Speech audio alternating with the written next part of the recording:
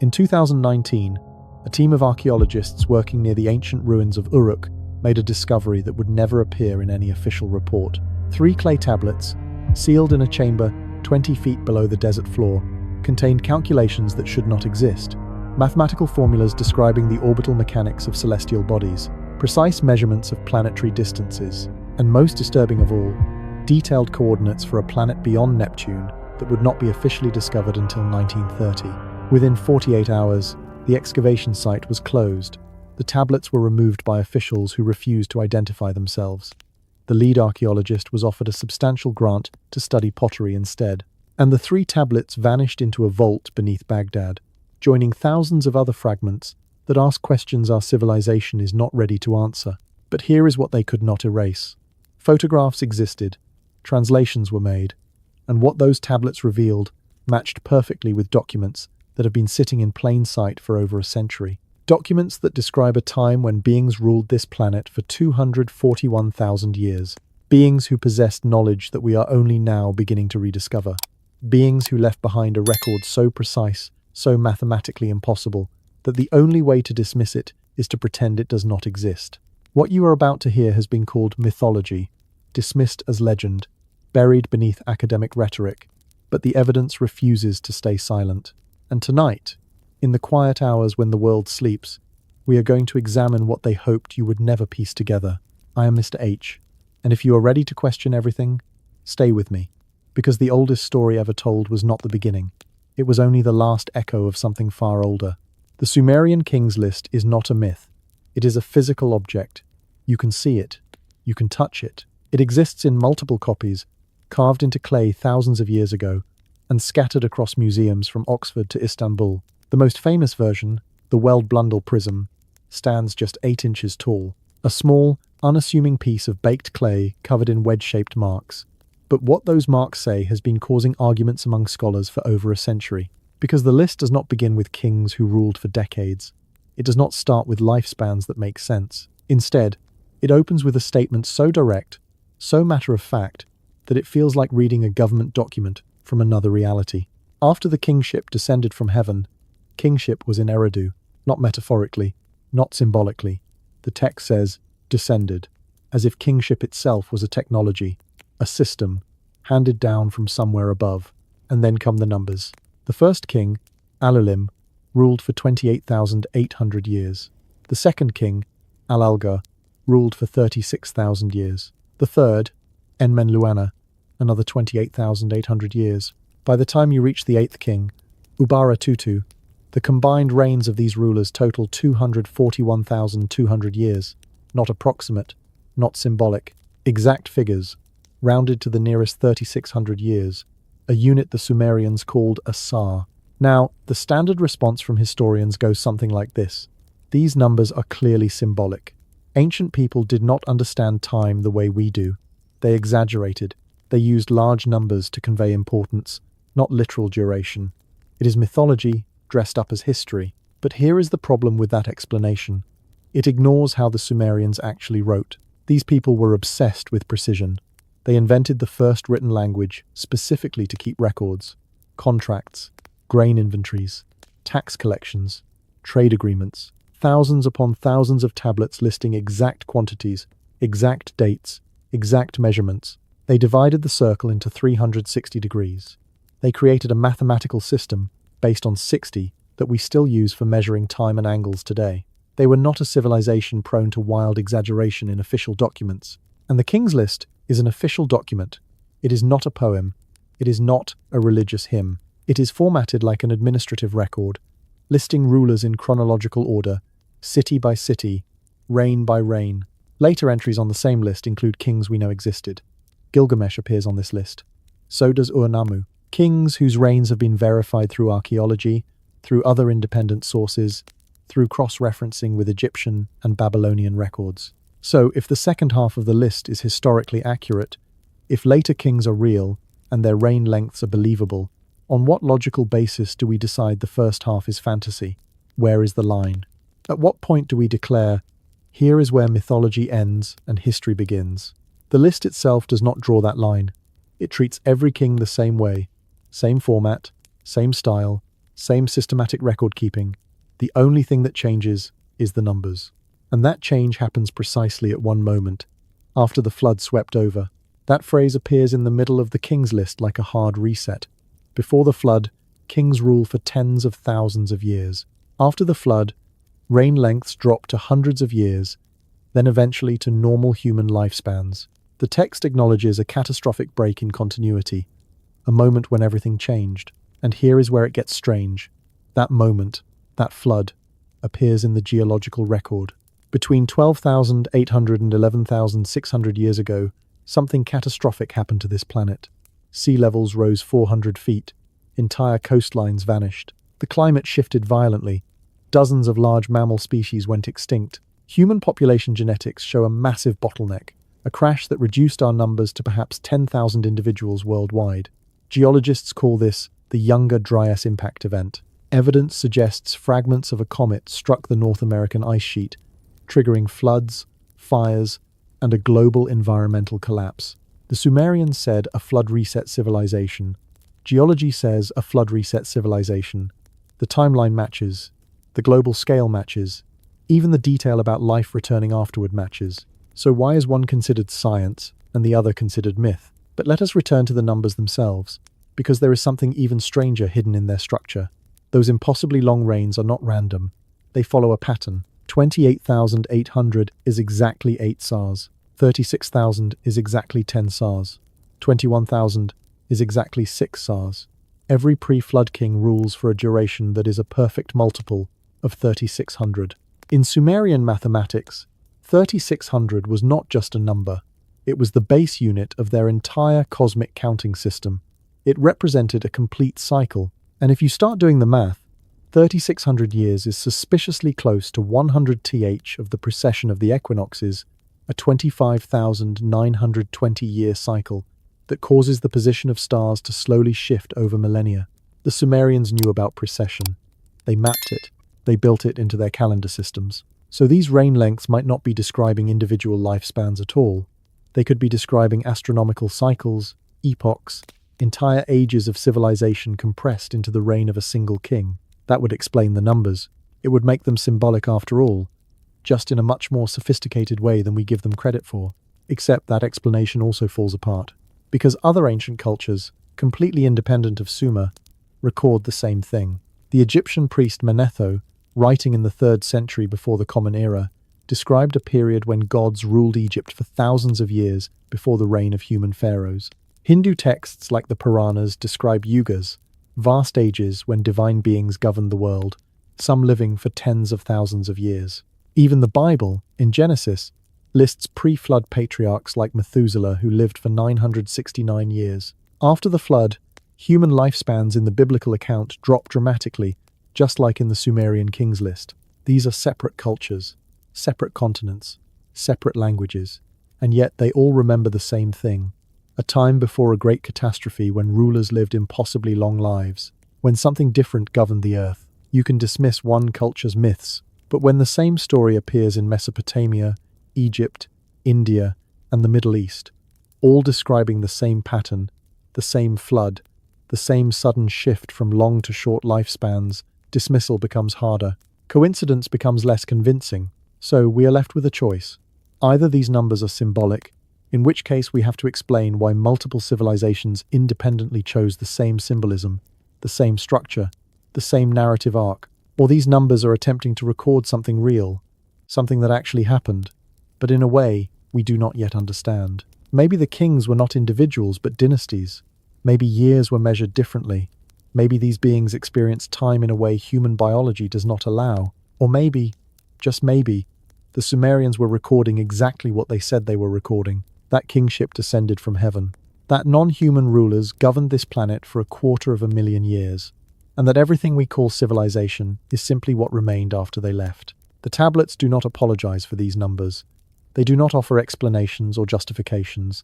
They simply state them with the same bureaucratic precision used to record barley harvests and tax payments, as if it was common knowledge, as if everyone at the time understood exactly what these figures meant. And perhaps that is the most unsettling part. Not that the numbers are impossible, but that to the people who wrote them down, they were not impossible at all. Civilizations are supposed to crawl before they walk. That is the story we are taught. Humanity begins with crude tools, simple shelters, basic survival. Slowly, over thousands of years, we learn to farm. Then we build villages, then cities. Writing emerges gradually. Mathematics develops step by step. This is how progress works. Incremental, evolutionary, slow. And then there is Sumer. Around 3,500 years before the Common Era, a fully formed civilization appears in southern Mesopotamia, seemingly overnight. Not a collection of scattered tribes learning to cooperate, not villages slowly merging into towns, but actual cities, with massive walls, with multi-story buildings, with complex irrigation systems channeling water across miles of desert, with a complete writing system that shows no primitive precursor, no simpler earlier version. It just exists, mature and functional, right from the start. The city of Uruk covered 2 square miles and housed up to 80,000 people, at a time when most of humanity lived in groups of a few hundred. Its walls stretched 6 miles in circumference, built from baked bricks that required advanced kilns and organized labor on a massive scale. The White Temple stood on a ziggurat 40 feet high, aligned with precision to celestial points, and inside that temple complex, archaeologists found a library. Not a collection of random marks, a library. Over 40,000 clay tablets, organized, catalogued, preserving knowledge across generations. This was not a civilization finding its feet. This was a civilization that already knew exactly what it was doing. And here is what makes it stranger. When you dig beneath Uruk, beneath Eridu, beneath any of the early Sumerian cities, you do not find the evidence of gradual development. You do not see simple mud huts evolving into sophisticated architecture over centuries. The archaeological layers show a sudden jump. Below a certain point, almost nothing. Above that point, everything.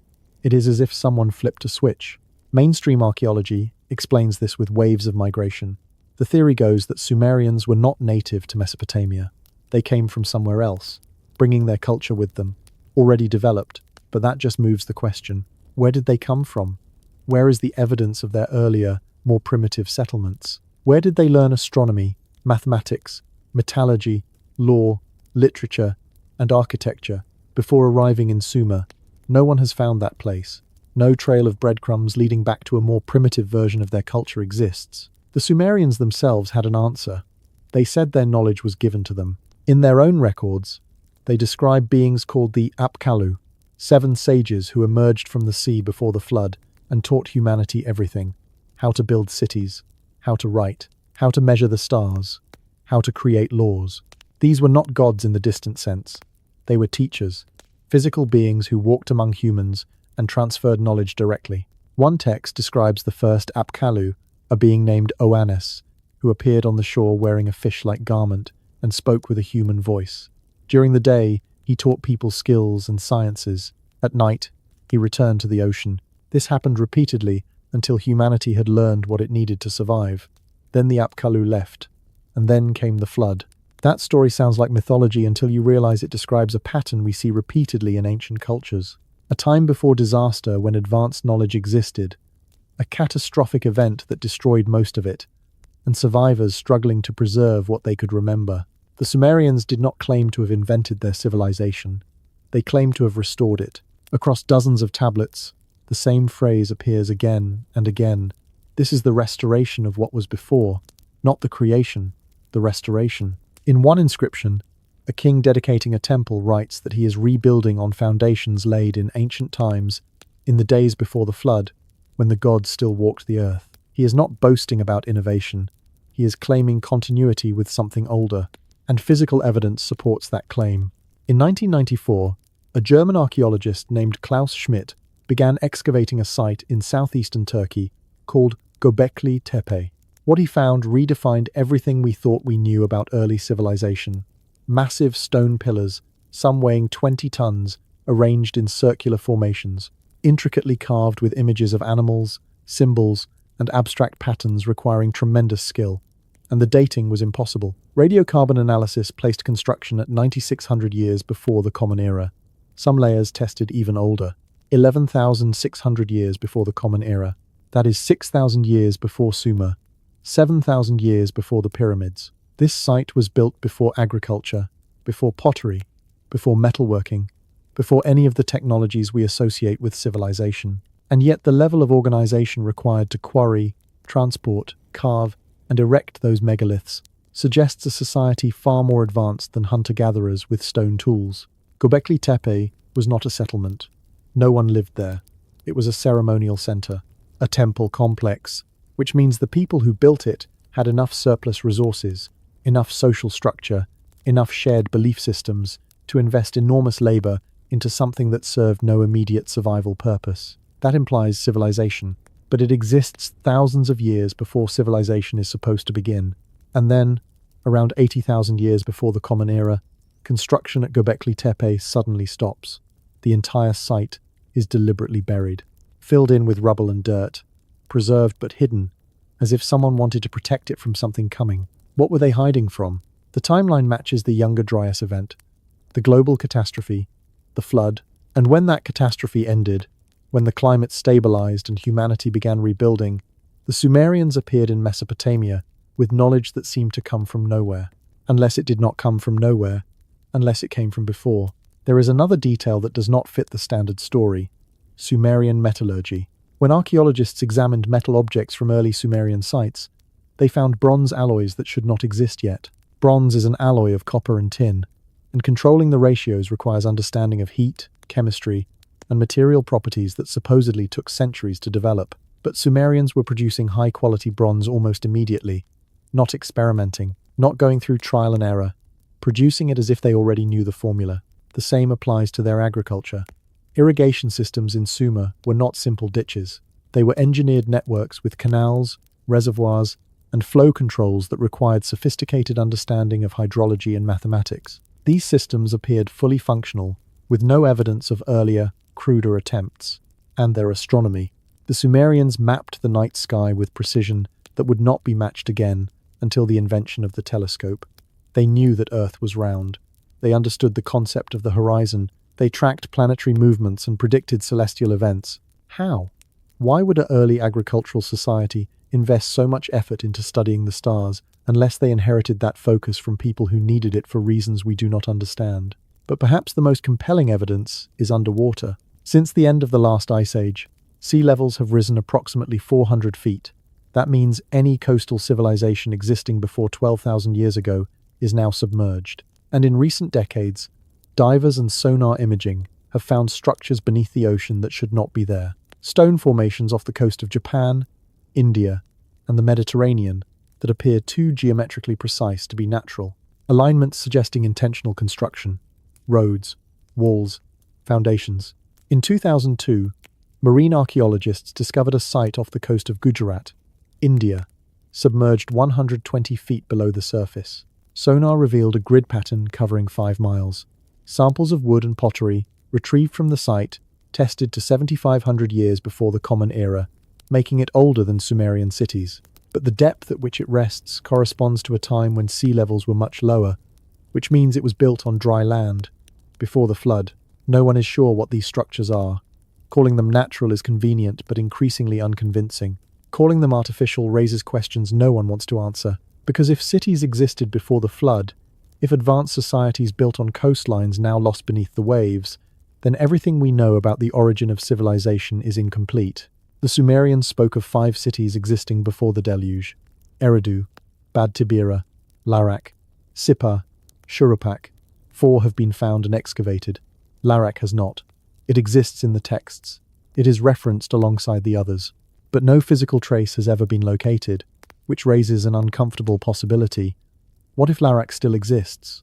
What if it was built in a location now underwater, like the structures off India and Japan? What if the reason we cannot find it is because we are looking on dry land when we should be looking beneath the ocean? Or perhaps more disturbing, what if Larak has been found, but the discovery was classified? There is a strange pattern in modern archaeology. Sites in Iraq, particularly those tied to Sumerian and Akkadian history, have faced unusual levels of restriction and interference. During the Gulf War in 1991, coalition forces reportedly positioned military bases near ancient ruins. In 2003, the Iraq Museum in Baghdad was looted under circumstances that remain suspicious. 17,000 artifacts disappeared. Many have never been recovered. And while some looting was opportunistic, Witnesses reported organized teams with lists, targeting specific items, as if they knew exactly what they were looking for. What were they looking for? Tablets, seals, records, the kind of objects that contain information rather than monetary value. If a pre-flood civilization existed, if it possessed knowledge beyond what we currently understand, then proof of that civilization would be the most valuable thing on the planet. Not for money, for power. The kind of power that comes from knowing what humanity once knew and lost. The kind of power that comes from understanding how civilizations rise, fall, and reset. And if you wanted to control that information, you would do exactly what appears to have been done.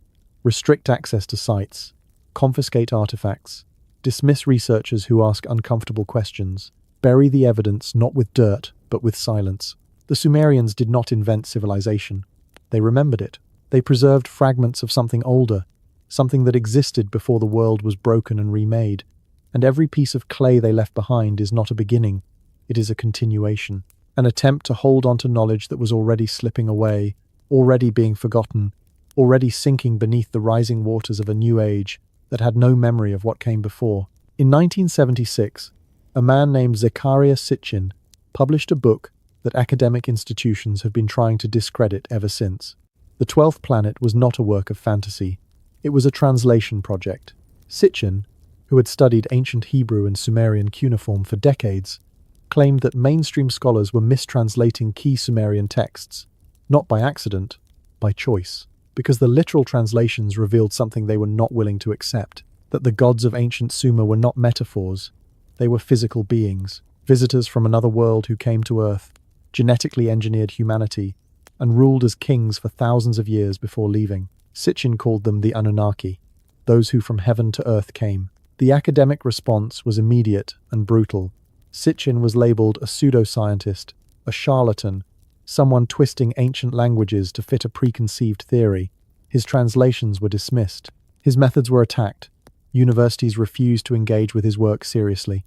And yet, decades later, his books remain bestsellers. Millions of readers found his interpretations more compelling than the sanitized versions offered by mainstream archaeology. Why? Because when you actually read Sumerian texts, without forcing them into a mythological framework, they describe things that sound disturbingly literal. Take the Atrahasis epic, one of the oldest creation myths we have. In the standard academic interpretation, it is a poetic allegory about gods creating humans to serve them. Symbolic, spiritual, metaphorical. But if you read it as the Sumerians wrote it, the story becomes something else entirely. The text describes a time when the Anunnaki were doing all the labor themselves, digging canals, mining minerals, building infrastructure, and they were exhausted. The work was too hard. So the higher-ranking Anunnaki decided to create a solution. They would engineer a primitive worker, a being capable of physical labor but subservient by design. The text describes the process. They took the essence of a god, mixed it with the clay of the earth, and shaped a new creature, Adamu, the first human. Now, the word clay in Sumerian is not poetic. It refers to the physical substance of the ground, but it also appears in medical and biological contexts on other tablets, where it clearly means something closer to biological material or flesh. So, when the text says they mixed divine essence with earthly clay, it might not be talking about mud. It might be describing genetic material. One component from the Anunnaki, one component from something already existing on Earth, combined to produce a hybrid. That interpretation sounds absurd until you realize that modern genetic science has confirmed something very strange about human DNA. Somewhere in our distant past, our second and third chromosomes fused together. This fusion is unique. It does not occur naturally in any of our supposed evolutionary ancestors. The chromosomes merged in a way that suggests artificial manipulation, as if someone or something deliberately altered the human genome. Mainstream science calls this a random mutation that happened to provide an evolutionary advantage. But the fusion is so clean, so precise, that some geneticists have privately admitted it looks engineered, not evolved, designed. And here is where it gets darker. The Sumerian texts are very specific about why humans were created. Not for companionship, not for worship, for labor. The Atrahasis explicitly states that humans were made to bear the yoke, to do the work the Anunnaki no longer wanted to do. We were tools, biological machinery, created to mine gold. Gold. That detail appears repeatedly. The Anunnaki needed gold, They mined it extensively. Texts describe them extracting it from the ground in a place they called the Abzu, which some translations locate in southern Africa. And in 1970, archaeologists discovered ancient mines in South Africa, some dating back 100,000 years, long before modern humans were supposed to have any interest in mining precious metals. Who dug those mines? The standard explanation is early humans, but no tools or settlements from that era have been found nearby. Just the mines. Deep shafts, extensive tunnel networks, abandoned. Sitchin argued that the Anunnaki needed gold not for decoration but for survival. According to his interpretation of the texts, their home planet, Nibiru, had an atmospheric problem that required gold particles suspended in the upper atmosphere to reflect heat and stabilize the environment. Whether that is scientifically plausible is debatable, but it explains why beings with advanced technology would bother creating a slave species to dig in the dirt. They needed vast quantities of a specific mineral, and manual labor on a planetary scale was the most efficient way to extract it. But the Anunnaki were not united. The tablets describe constant conflicts between different factions. Enki, the god of wisdom and water, was reportedly the one who designed humans. He is portrayed as sympathetic to his creation, even affectionate. Enlil, the god of air and authority, saw humans as a mistake, a contamination, something that should be wiped out. The tension between these two drives much of Sumerian mythology, and it culminates in the flood. According to the Atrahasis and the Eridu Genesis, the decision to flood the earth was deliberate. Enlil convinced the other Anunnaki that humanity had become too numerous, too noisy, too problematic. The solution was extermination, a global reset. But Enki disagreed. He could not stop the flood, but he could save a remnant. So he warned a human named Ziusudra, the Sumerian Noah, and instructed him to build a boat, not because of divine mercy, because Enki did not want his genetic experiment erased entirely. The flood came. Most of humanity died. The Anunnaki, according to the texts, retreated to their ships and watched from orbit as the waters rose. And when it was over, when the survivors emerged, the Anunnaki realized they had made a mistake. They needed workers. The infrastructure was destroyed. The mines were flooded. They could not rebuild alone. So they allowed humanity to survive, but they changed the terms. After the flood, the tablets say human lifespans were shortened. Before the deluge, the texts describe people living for vast lengths of time. After, lifespans dropped dramatically. Some researchers interpret this as a genetic modification, a deliberate tweak to ensure humans would not live long enough to accumulate too much knowledge, too much power, too much independence. It sounds like science fiction, and maybe it is.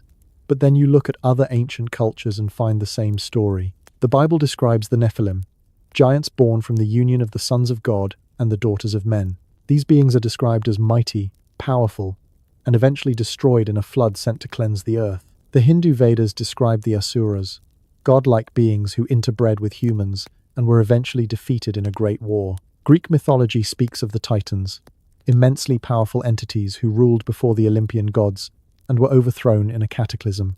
Different names, different cultures, same narrative structure, powerful non-human beings, genetic mixing with humans, a catastrophic event, and a world that rebuilds with the memory of those beings lingering in myth. You can dismiss one culture's stories, but when the pattern repeats across continents, across millennia, across civilizations that had no contact with each other, dismissal becomes intellectually lazy. Now, Sitchin also made claims that are harder to verify. He argued that Nibiru, the Anunnaki homeworld, is a real planet in our solar system, with an elongated elliptical orbit that brings it close to Earth every 3,600 years.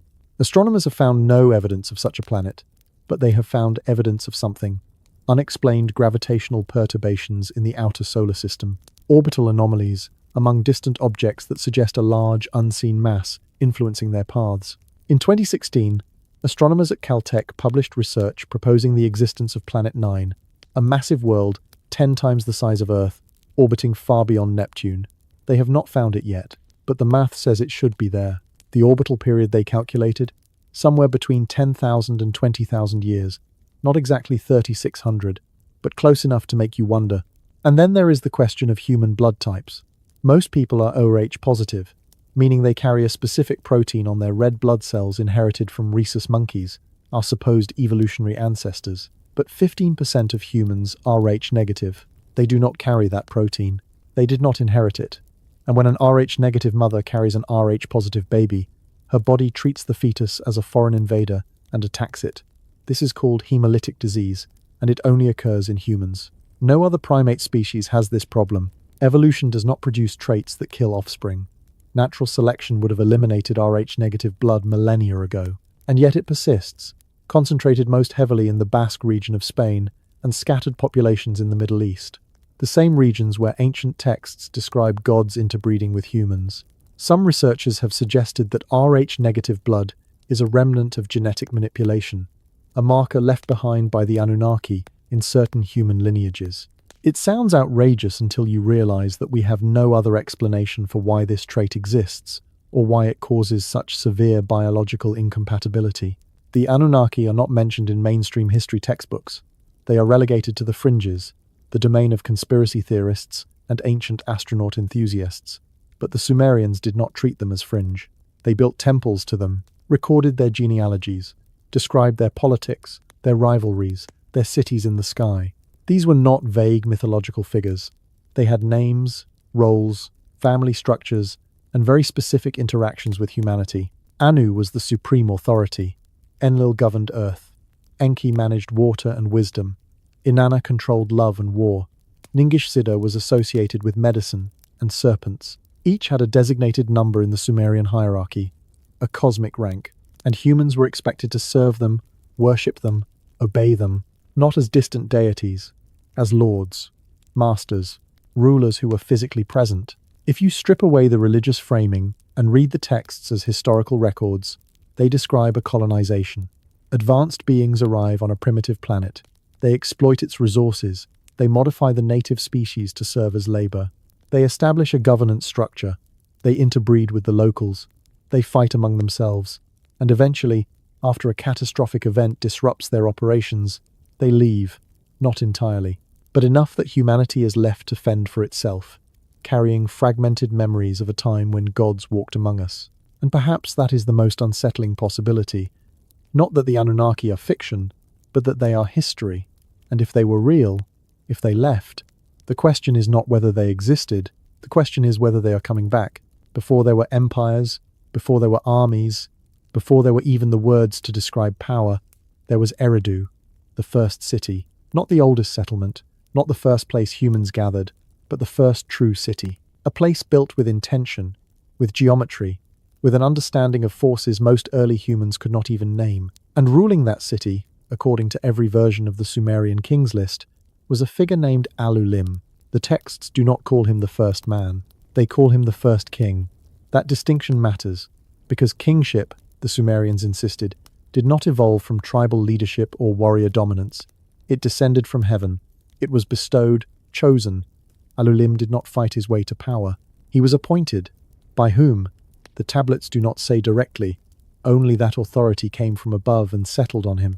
And then he ruled for 28,800 years. 28,800 years. 8 perfect SARs. Not an estimate. Not a symbolic exaggeration. A specific number recorded with the same administrative precision the Sumerians used for grain taxes and livestock counts. If this was mythology, if this was allegory, why not say he ruled forever? Why not make the number poetic, vague, infinite? Instead, they gave him an exact tenure, calculated to the nearest cycle, as if someone was keeping track, as if time itself was being measured. What does a king do for 28,000 years? The question sounds absurd on its face. No human lives that long. No human could. Our cells do not allow it. DNA replication errors accumulate. Telomeres shorten. Biological systems degrade. A human body is built to last maybe a century if we are lucky. So either the number is meaningless, or Alulim was not human. Sumerian texts describe him as neither fully mortal nor fully divine. He occupied a space between. The word used for rulers like him is sometimes translated as demigod, but that is a Greek concept imposed on Mesopotamian language. The Sumerian term is closer to appointed vessel or celestial administrator. He was a bridge, a conduit, something that could communicate with both the gods above and the humans below. If Alulim was a hybrid, the product of Anunnaki genetic engineering, then extended lifespan becomes less fantastical. We know from modern genetics that aging is not inevitable. It is a programmed process. Certain species on Earth barely age at all. The Greenland shark can live over 400 years. Certain jellyfish biologically reset themselves, cycling between maturity and infancy indefinitely. Bristlecone pines survive 5,000 years. If lifespan is genetic, then it can be altered. And if the Anunnaki had mastery over genetics, creating a ruler designed to live for millennia is not magic. It is engineering. But why would they want that? Stability. A civilization governed by beings who live for thousands of years does not experience the chaos of constant succession. No wars over inheritance. No cultural shifts every generation. No loss of institutional knowledge. Alulim could oversee projects that spanned centuries. He could plan infrastructure, agriculture, astronomy, and governance on timescales impossible for mortal rulers. A canal system that takes 300 years to complete is a multi-generational nightmare for humans. For Alulim, it is a single administration project, and Eridu, his city, reflects that kind of long-term planning. The foundations of Eridu are strange. When archaeologists excavated the site in the 1940s, they found temple structures rebuilt on the same spot over and over again, 18 distinct layers. Each temple built directly on top of the previous one, maintaining the same orientation, the same alignment, the same sacred geometry. This pattern continues for thousands of years. It is as if the city had a blueprint, a master plan that could not be deviated from, no matter how much time passed. Why that specific location? Eridu sits near the confluence of the Tigris and Euphrates rivers, but it is not the most fertile spot, not the easiest place to build. Yet the Sumerians insisted it was the first city ever established, the place where order emerged from chaos, the spot where heaven touched earth. Modern surveys using ground-penetrating radar and magnetometry have revealed something under Eridu that was not visible during earlier excavations. A massive geometric structure buried deep beneath the known temple layers, aligned not just with the cardinal directions but with specific celestial points. Sirius, Orion's belt, the precession axis. It is similar to alignments found at Giza, at Angkor Wat, at sites scattered across the planet that all seem to encode the same astronomical knowledge. How did Alulim know where to build? Did he calculate it himself, or was he following instructions? The texts say he was chosen. Chosen implies selection criteria. It implies someone doing the choosing. And if the Anunnaki were selecting a ruler to manage their human workforce, they would want someone loyal, someone enhanced, someone who could live long enough to see their plans through. There is another detail. Alulim's name is not Sumerian. Linguistic analysis shows it does not follow Sumerian phonetic patterns. It is older, pre-Sumerian, which suggests he existed before the language that recorded him. His name might be a transliteration, an attempt to spell in Sumerian cuneiform a word from an even earlier tongue, a language we no longer have. If Alulim predates Sumerian civilization, then who was he really? Was he the last survivor of the pre-flood world, carrying knowledge forward? Was he an Anunnaki himself, walking among humans as their designated overseer? Or was he the first successful hybrid, the prototype, the proof of concept that genetic blending could work? The texts also describe him as a shepherd, not literally, symbolically. The shepherd king motif runs through all of Mesopotamian mythology. Kings are shepherds, humans are the flock, and shepherds do not serve sheep. They manage them, protect them, yes, but also control them, direct them, and when necessary, cull them. That framing is uncomfortable. It suggests Alulim's role was not benevolent leadership, it was resource management. Humanity under his rule was livestock, useful, necessary, but not equal. We were the product of intentional design, and he was the administrator, ensuring we fulfilled our purpose. And what was that purpose? The tablets are clear. Labor, service, the extraction of resources for the Anunnaki. Alulim's reign was not about building a utopia for humans. It was about organizing us into an efficient system that could sustain the operations of beings who had their own agenda. That is a hard thing to accept. We want to believe that the dawn of civilization was humanity's triumph, our achievement, our step into greatness. But the Sumerian records suggest something different, that we were never in control, that our earliest cities, our laws, our social structures were not invented by us. They were installed, and Alulim was the first administrator of that installation. For 28,000 years, he held that role. And during that time, what did he do? The texts do not say much. There are no great stories of Alulim's deeds, no epic battles, no legendary accomplishments. He is mentioned, listed, acknowledged, but not celebrated. It is as if his reign was so foundational, so intrinsic to the structure of everything that came after, that the Sumerians could not imagine describing it. Like asking fish to describe water. But there are hints. Medical tablets from later periods reference techniques and substances that should not exist. Descriptions of surgical procedures requiring tools and knowledge far beyond Bronze Age capabilities. References to plants and minerals used to extend life, heal injuries, alter consciousness. Some researchers believe these are remnants of knowledge from the era of Alulim, when the Anunnaki were still present and medical science was not primitive guesswork, but precise genetic and biochemical manipulation. One fragment describes a substance called the plant of heartbeat, which grants longevity. Another mentions the bread of life and the water of life, offerings given to select humans that change their nature. These are not metaphors in context. They are items, consumables, things that had recipes, preparation methods, effects. If Alulim had access to life extension technology, if his reign was maintained through biochemical or genetic means, then the 28,000-year figure is not symbolic. It is a record, and the technology that made it possible was lost, either taken when the Anunnaki left or destroyed in the flood. And after Alulim, kingship passed to Alalgar, not through inheritance, not through conquest. It passed. As if kingship itself was a transferable asset, a position held temporarily even when temporary means tens of thousands of years. Alulim's reign ended not with death, but with transition. He is never described as dying. He ruled, and then the next king ruled. Where did he go? The texts do not say, and maybe that silence is intentional, because if Alulim was a hybrid, a being designed to live indefinitely, then ending his reign does not mean ending his existence. It means reassignment, a different role, a different city, or perhaps something stranger. Ascension, removal, return to wherever the Anunnaki came from. There are later Mesopotamian legends about immortal sages who still wander the earth, hidden, watching, waiting, beings who were present at the beginning and remain, unseen, until the cycle turns again. If Alulim was the first king, the prototype, the proof that gods and humans could merge into something functional, then perhaps he never truly left. Perhaps he simply stepped back, waiting in the shadows of history for the moment when his knowledge would be needed again. And if that is true, if beings like Alulim still exist somewhere in the hidden corners of the world, then the question is not what happened to him. The question is what he has been doing for the last 5,000 years, and whether he is still watching. Take a breath here. Let the weight of that settle for a moment. If you are still with me, I want to know where you are right now.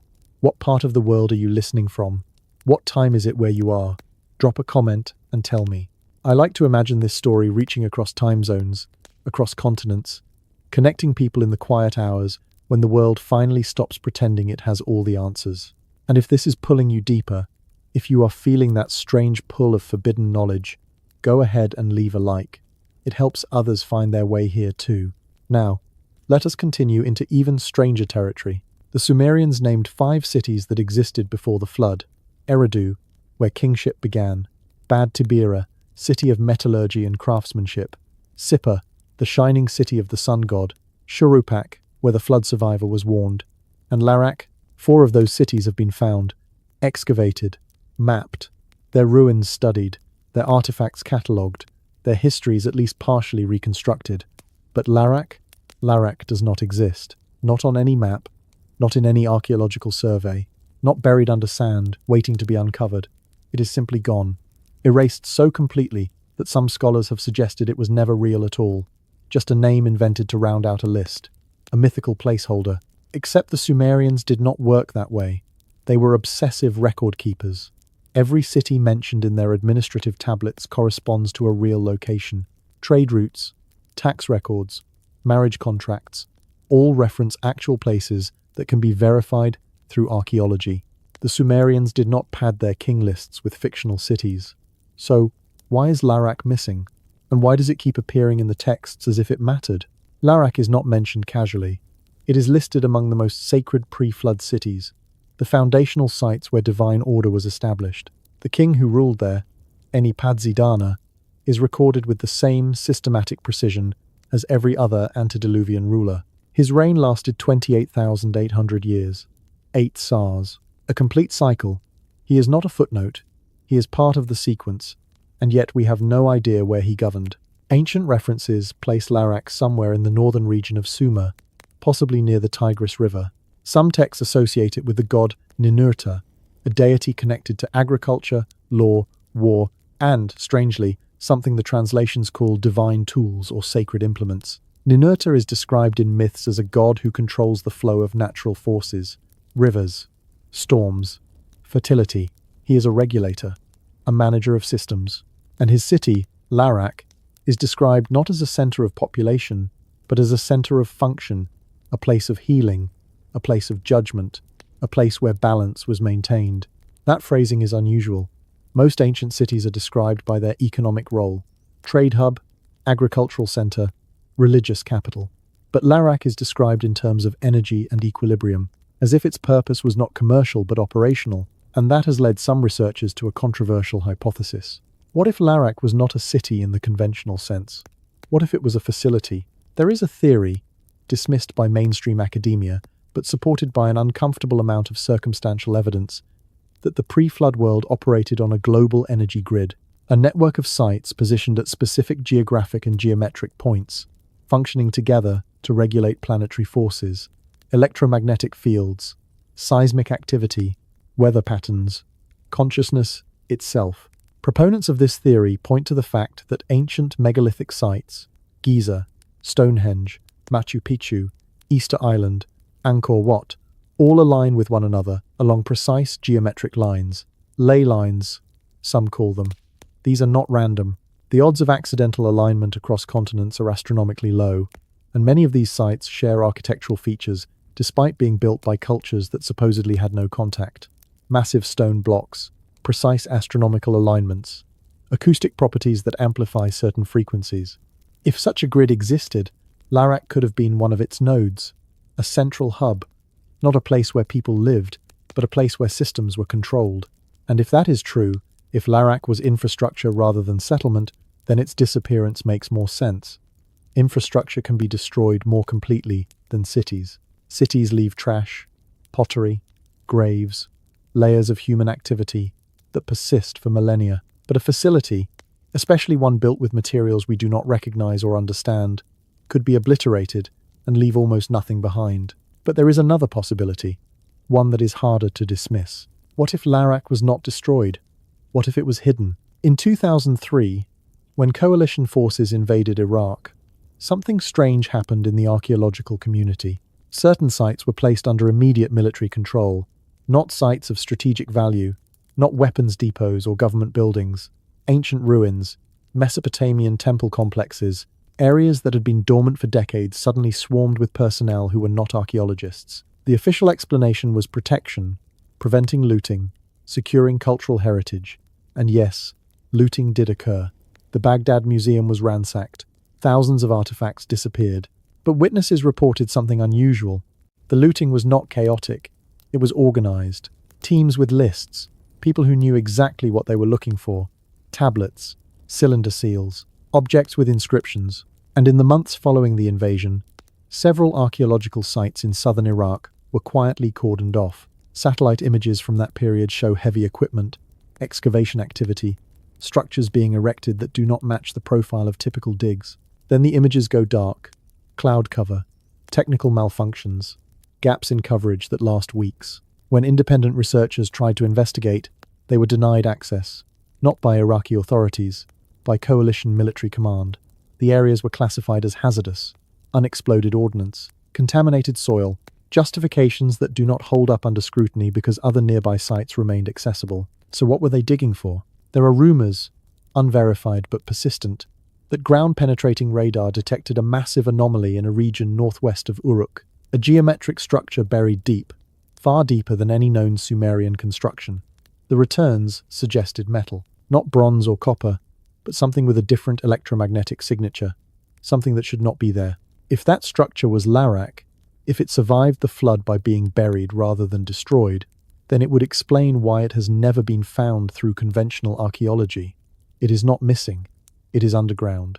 And if it contains technology, knowledge, or artifacts from the antediluvian era, then controlling access to it would be a strategic priority for any government aware of its existence. Enipadzidana, the king of Larak, left no legends, no stories, no myths describing his deeds. He is a name and a number, 28,800 years, and then nothing. But that absence might be deliberate. If Larak's function was sensitive, if it controlled systems that the Anunnaki did not want widely understood, then the ruler of that city would be kept obscure, not celebrated, not mythologized, simply recorded, so the structure of kingship remained intact, but not elaborated upon. In later Mesopotamian texts, there are references to forbidden knowledge, secrets that only certain priests could access, information kept in subterranean chambers beneath temples, guarded by oaths and curses. Some of these references specifically mention knowledge from before the flood, techniques and sciences preserved but restricted, and one fragmentary tablet describes a place called the House of Shadows, where the old powers still sleep. Could that be Larak? A repository, a vault, a place where the Anunnaki stored what they did not want destroyed but also did not want accessible. And if it still exists, if it lies beneath the desert waiting, then whoever finds it gains something more valuable than gold or oil. They gain the blueprints, the operating manual for a civilization that makes ours look primitive. There is also the question of energy. Ancient texts describe Larak in terms that sound almost electrical, the flow of forces, the balancing of powers.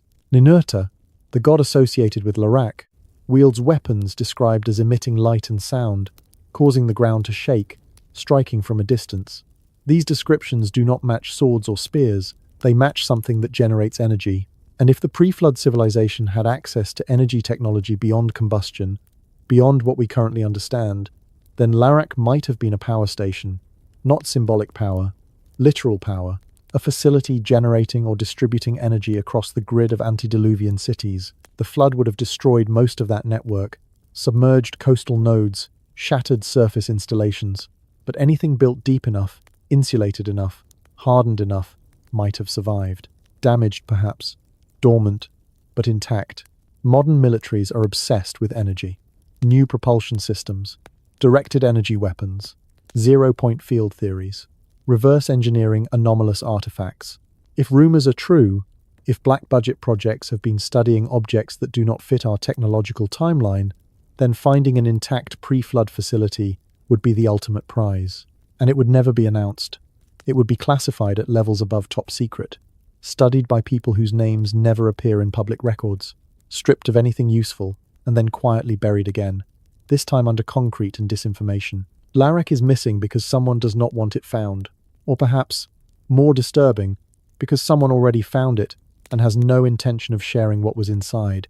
The city that does not exist might be the most important city of all, not because of what it was, but because of what it still contains. And Enmeduranki, the invisible king, the ruler without stories, might have been the guardian of something we are not ready to understand. Something that, if accessed prematurely, could either elevate humanity to the next stage of civilization or destroy us entirely. The question is not where Larak is. The question is, who controls it now?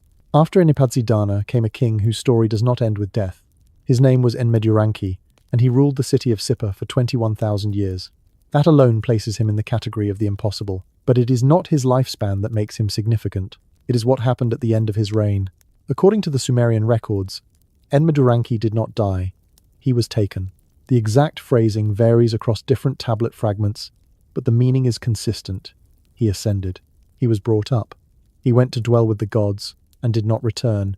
This is not described as metaphor. It is stated as historical fact, recorded in the same administrative tone used to document grain shipments and building projects. Enmeduranki ruled for 21,000 years, and then he left the earth. If that sounds familiar, it should, because the same story appears in a completely different tradition, thousands of miles away, written in a different language, centuries later. The Book of Enoch, one of the oldest Jewish texts, describes a man named Enoch who walked with God and was taken without experiencing death. Enoch was the seventh patriarch from Adam. Enmeduranki was the seventh king in the Sumerian kings list. Enoch lived 365 years, a number tied to the solar calendar. Enmeduranki's reign of 21,000 years is exactly 6 Sars, another calendrical cycle. Enoch was taught the secrets of heaven, shown the movements of stars, instructed in divine mysteries. Enmeduranki, according to Mesopotamian texts, was initiated into the secrets of the gods, learned divination, astronomy, and sacred knowledge directly from divine beings. The parallels are not coincidental. Scholars have known for over a century that the Enoch tradition is rooted in Mesopotamian sources. The name itself is likely a Hebrew adaptation of Enmeduranki. The stories are the same. The details match too closely to be independent invention, which means the biblical account is not original. It is a retelling, a fragment of a much older Sumerian memory, preserved through oral tradition and eventually written down by Hebrew scribes who may not have even realized they were recording something that predated their entire culture. But here is the part that makes it strange. The Book of Enoch was removed from the Bible. It exists in the canon of the Ethiopian Orthodox Church, but most Christian denominations excluded it during the early councils. Why? Officially, questions about authorship and theological consistency. Unofficially, because it describes things that do not fit the approved narrative. Enoch describes the Watchers, angelic beings who descended to earth, took human wives, and taught humanity forbidden knowledge. Metallurgy, cosmetics, weaponry, astrology, sorcery.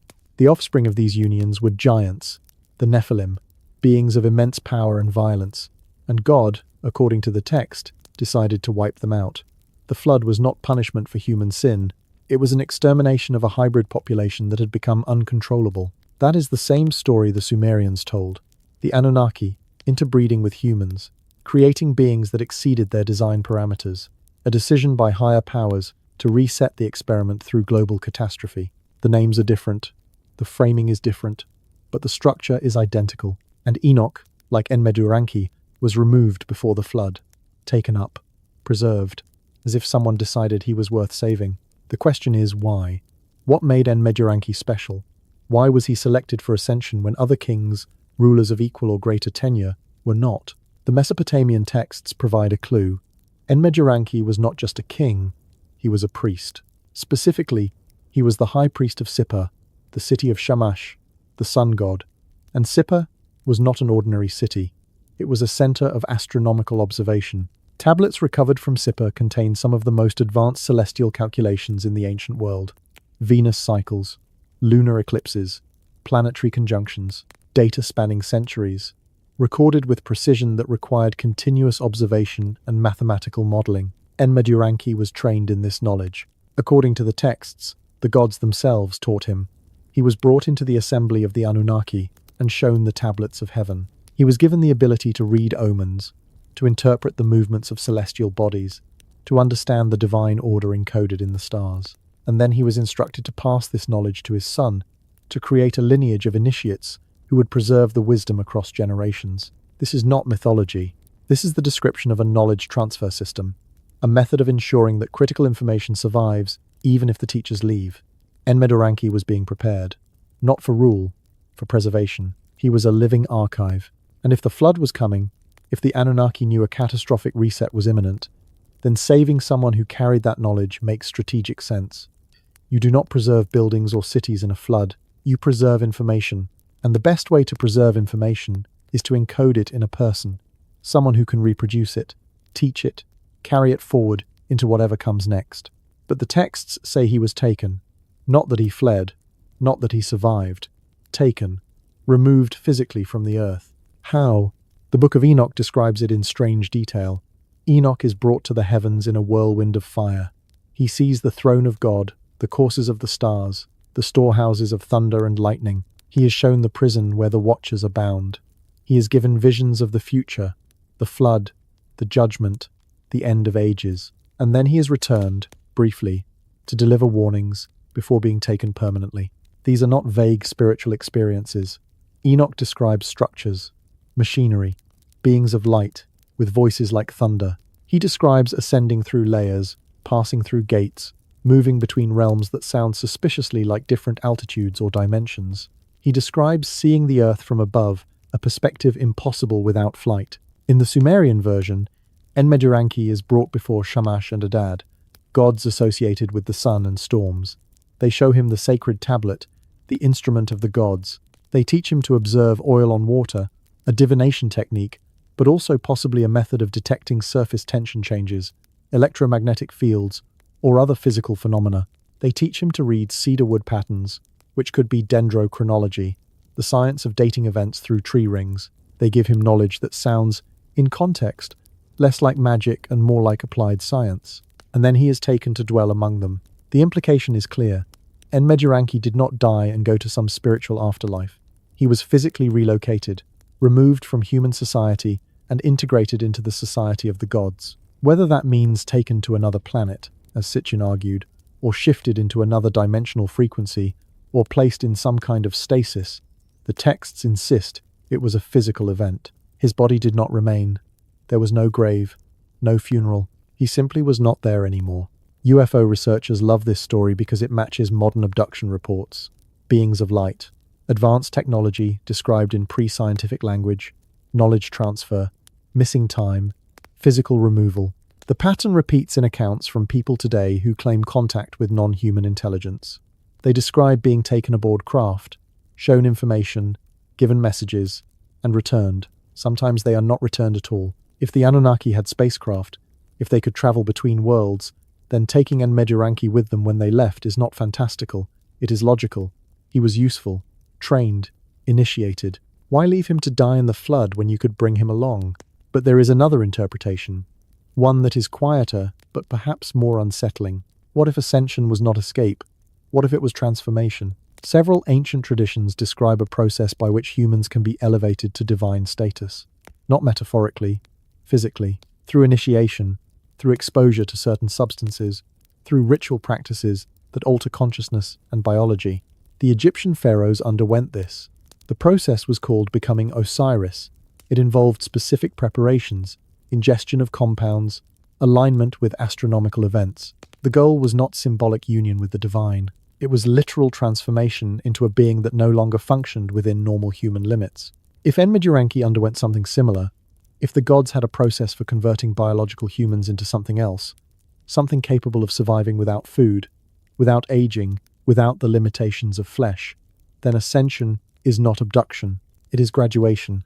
And if that process existed, if it was real and reproducible, then the question becomes whether it still exists, whether the knowledge Enmeduranki carried included the method of his own transformation, and whether that method, encoded in the fragments of texts we have recovered, is waiting to be rediscovered. There are researchers, fringe but persistent, who believe the alchemical traditions of the medieval period were attempts to reconstruct this process. The philosopher's stone, the elixir of life, transmutation. These were not purely symbolic pursuits. Alchemists were trying to find the formula, the method by which base matter, including human flesh, could be elevated to incorruptible form. They failed, obviously. Or at least, no verified success has ever been documented. But the fact that they tried, that the obsession persisted across centuries and cultures, suggests they believed it was possible, that somewhere in the old texts, the knowledge existed. Enmeduranki was the seventh king. 7 is a number that appears repeatedly in sacred contexts. 7 seals, 7 trumpets, 7 heavens, 7 stages of initiation. The 7th position is completion, the threshold, the point of transformation. And his city, Sippar, was called the Bright City, the shining place. Later traditions describe it as a location where heaven and earth intersected most fully, where the barrier between worlds was thinnest. If there was ever a place where ascension could occur, where a human could step across into something else, Sippar was that place. The city was destroyed in the flood, but before it was lost, the texts say knowledge was preserved, buried, sealed, waiting, and Enmeduranki, the king who did not die, became the prototype, the proof that humans were not locked into mortality, that we could, under the right conditions with the right knowledge, become something else entirely. His story was removed from the Bible for a reason, because it suggests that divinity is not granted by grace alone. It can be achieved, earned, engineered. And that idea threatens the structure of every religious institution that insists humanity must remain subservient, must remain lesser, must accept limits as permanent. Enmeduranki did not accept limits. He was taught, he ascended, and somewhere, in the fragments we have left, the instructions might still exist. The question is whether we are ready to follow them, or whether, like him, we will be taken before we have the chance. After Enmeduranki came the 8th king. His name was Ubara Tutu, and he ruled the city of Shurapak for 18,600 years. Not as long as the others, still impossibly beyond human capacity, but shorter, as if something was winding down, as if time itself was running out. And then it did. The Sumerian Kings List, after recording Ubaratutu's reign with the same methodical precision it used for all the others, includes a single line that changes everything. Then the flood swept over, not metaphorically, not as divine punishment for abstract sin. The flood swept over, a physical event, a reset so complete that it divides all of human history into two eras, before and after, and nothing was ever the same again. The flood is not unique to Sumer. It appears in over 200 cultures around the world. The Epic of Gilgamesh describes it. The Bible describes it. Hindu texts describe Manu building a boat to survive rising waters. Greek mythology tells of Deucalion and Pyrrha, the sole survivors of a deluge sent by Zeus. The Mayans recorded a great flood that destroyed the previous world. Chinese legends speak of Gunyu taming catastrophic floods. Indigenous Australian traditions describe the earth being swallowed by the sea. Every continent, every ancient civilization, the same story. Water rising, the world ending, a handful of survivors, and the knowledge of what came before nearly lost entirely. For a long time, modern scholars treated this as myth, collective storytelling, archetypal narrative, reflecting humanity's fear of natural disasters. But then, the geology started confirming it. Between 12,800 and 11,600 years ago, the Earth experienced a catastrophic environmental event unlike anything in the previous 100,000 years. It is called the Younger Dryas Impact Hypothesis, and the evidence for it is carved into the planet itself. Ice core samples from Greenland show a dramatic and sudden climate shift. Temperatures dropped, then spiked, then collapsed again. The pattern is not gradual, it is violent, chaotic, inconsistent with natural climate variation. Something external hit the system hard enough to destabilize it completely.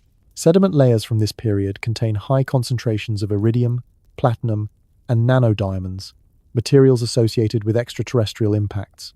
These markers appear globally: North America, Europe, Asia, South America. The distribution pattern suggests not a single asteroid but fragments, a comet broken apart in space, hitting the planet in multiple locations almost simultaneously. The impacts triggered massive wildfires. Soot layers in the geological record show that enormous portions of North America burned. The heat was intense enough to melt surface rock in some areas, creating a glassy layer called melt glass that still exists today in places like the Carolina Bays. Thousands of elliptical craters scattered across the eastern United States, all oriented in the same direction, all pointing back to a common origin point in the northwest. But the fires were just the beginning. The fragments that struck ice sheets caused sudden, catastrophic melting. Trillions of gallons of glacial water released in a matter of days, maybe hours. Sea levels rose 400 feet.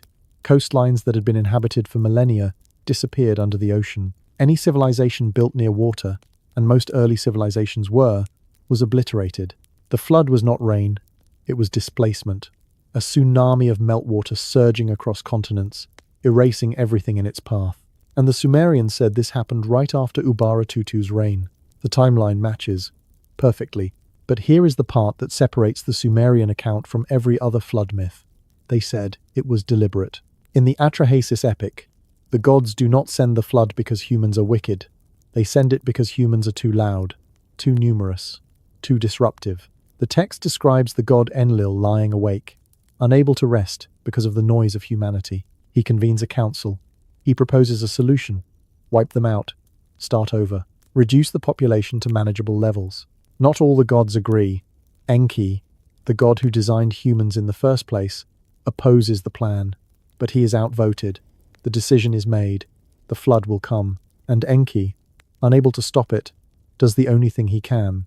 He warns one human, a man named Ziusudra in the Sumerian version, Utnapishtim in the Akkadian, Atrahasis in Babylonian, Noah in Hebrew. The warning is specific. Build a boat. Seal it with bitumen.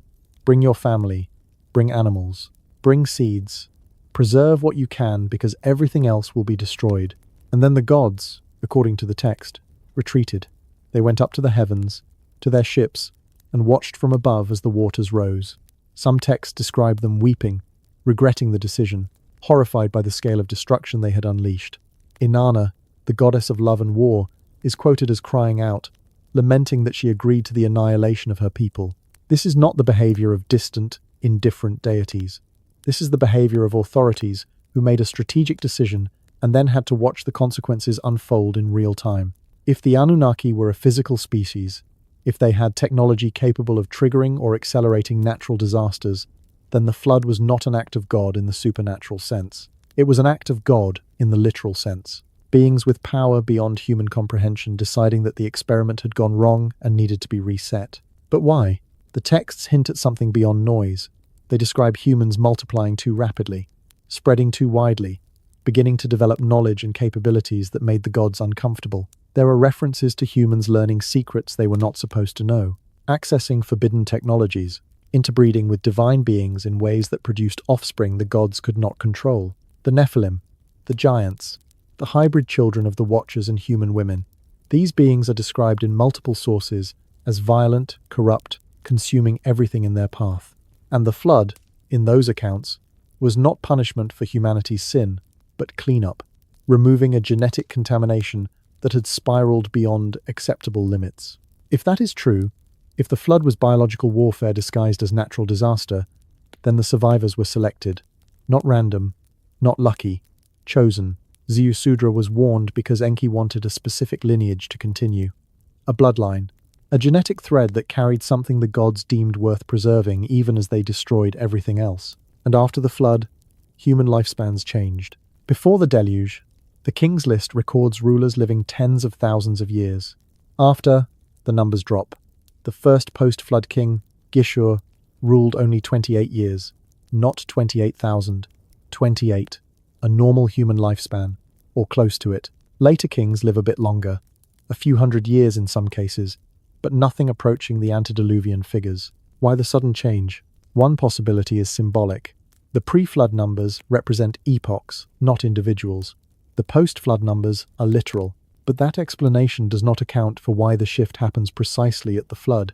If the entire list is symbolic, why change the symbolism at that exact point? The other possibility is genetic. That pre-flood humans were biologically different, enhanced, modified to live longer, function differently, serve purposes that required extended lifespans. And after the flood, that enhancement was removed. Either the knowledge to maintain it was lost, or it was deliberately stripped out. The survivors were allowed to continue, but not as they were, as something diminished, weaker, shorter-lived, easier to control. There is a passage in Genesis that supports this. After the flood, God declares that human lifespan will be capped at 120 years, not a prediction, a decree, as if lifespan was a variable that could be adjusted. As if someone with authority over human biology decided to impose a limit that had not existed before. The flood did not just reset civilization, it reset us. And the trauma of that event burned itself into human memory so deeply that every culture on Earth still remembers it, still tells the story, still warns that it could happen again. Because it can. The geological evidence is clear. The Younger Dryas impact was not unique. Comet fragments strike Earth regularly on cosmic timescales. Every few thousand years, the planet passes through debris fields left by disintegrating comets. Most of the time, nothing happens. Small meteors burn up in the atmosphere, but occasionally, something larger gets through. And when it does, civilizations end. We are overdue. Astronomers have identified several near-Earth objects on trajectories that will bring them uncomfortably close in the coming decades. Most will miss, probably. But the math is not comforting. The odds are low in any given year. Over centuries, they become inevitable. And there are other signs. The Earth's magnetic field is weakening. The North Magnetic Pole is drifting faster than it has in recorded history, moving dozens of miles per year. This is not normal variation. It is the precursor to a magnetic pole reversal, an event that has happened repeatedly in geological history and always coincides with extinction events. When the magnetic field weakens, the planet loses its shield against solar radiation and cosmic particles. The atmosphere becomes vulnerable, electronics fail, navigation systems collapse, and if a solar storm or coronal mass ejection hits during that window, the damage could be catastrophic. Power grids would fry, satellites would go dark, communication networks would collapse. And without those systems, modern civilization, entirely dependent on technology, would unravel in days. The Sumerians described the pre-flood world as advanced, organized, knowledgeable, and then it was gone, erased so thoroughly that only fragments remained. Clay tablets buried under sand, myths passed down through oral tradition, ruins submerged beneath the ocean. If our civilization ended tomorrow, what would survive? Digital records stored on magnetic drives that degrade in decades, cloud servers dependent on power grids, satellites that fall from orbit without maintenance. In 1,000 years, almost nothing we have created would be readable. Future archaeologists would find our buildings, yes, our roads, but our knowledge, our accumulated science and culture, it would be lost, just like the pre-flood world, unless someone preserved it, deliberately, physically, in a form designed to outlast catastrophe. The Sumerians did that. They wrote on clay, humble, fragile, but incredibly durable. Tablets buried in the sand survive 5,000 years because clay does not degrade, it does not corrode, it just waits. And perhaps that was the lesson. That knowledge is only permanent if you prepare for its loss. That every civilization, no matter how advanced, is one disaster away from being forgotten. And that the survivors, the ones who carry forward into the next age, are not the strongest or the smartest. They are the ones who were warned. Ziusudra was warned.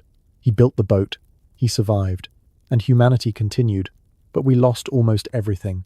The cities, the technologies, the long lives, the direct connection to the gods, all of it gone, drowned, buried, reduced to myth. And the question we have to ask now, as we watch the climate destabilize, as we track asteroids and measure magnetic field decay, as we build bunkers and seed vaults and worry about the fragility of the systems we depend on, is simple. When the next flood comes, who will be warned this time, and what will we choose to save? The flood did not erase everything. It could not, because knowledge, once created, has a strange way of surviving. Not always in the form it started, not always complete, but fragments persist, echoes, shadows of what was known before, carried forward by people who understood that some things were too important to let die. The Sumerians called them the Apkallu, the seven sages, beings who appeared after the waters receded, emerging from the ruins with knowledge intact. They were not gods, not in the full Anunnaki sense, but they were not quite human either, hybrid, intermediate, trained, and their single purpose was reconstruction, teaching the survivors how to rebuild, how to resurrect what the flood had tried to erase. But the Apkallu did not work openly. They worked through systems, through priesthoods, through carefully structured organizations designed to preserve and transmit knowledge across generations, even when the wider culture forgot. This was not accidental.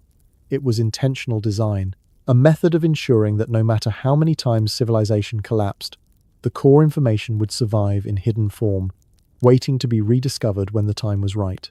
And that system never disappeared. It just changed names. In ancient Egypt, the priesthood of Heliopolis claimed direct descent from the time of the gods. They preserved astronomical records, architectural principles, and mathematical formulas that they insisted were not invented by Egyptians, but inherited from an earlier age.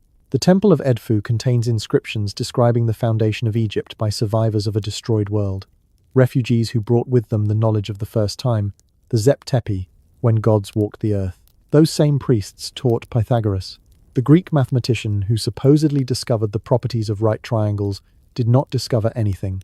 He learned. He traveled to Egypt and Babylon in the 6th century before the Common Era and was initiated into the mystery schools.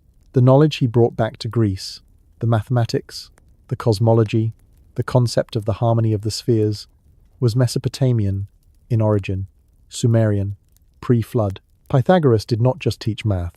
He founded a secret society. The Pythagorean Brotherhood operated under strict rules. Initiates took oaths of silence. Knowledge was transmitted in stages. Only those who proved themselves worthy were allowed access to the deeper teachings. And those teachings were not abstract philosophy. They were practical.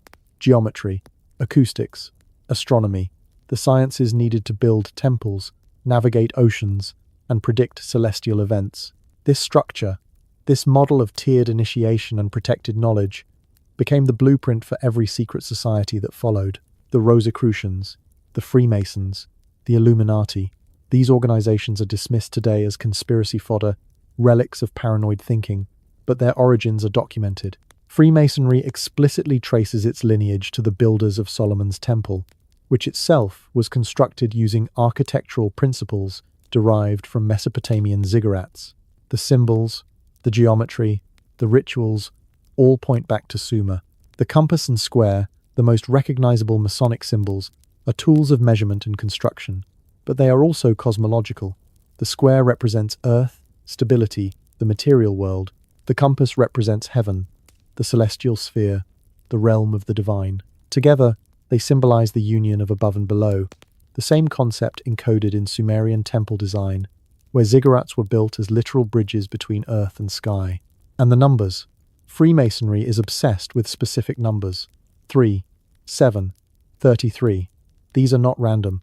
3 is the triangle, the most stable geometric form, the basis of structural integrity.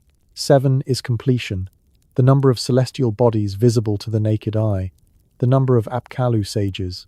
33 is significant in multiple traditions, including the age of Christ at death, but it also appears in Sumerian mathematics as a key harmonic ratio.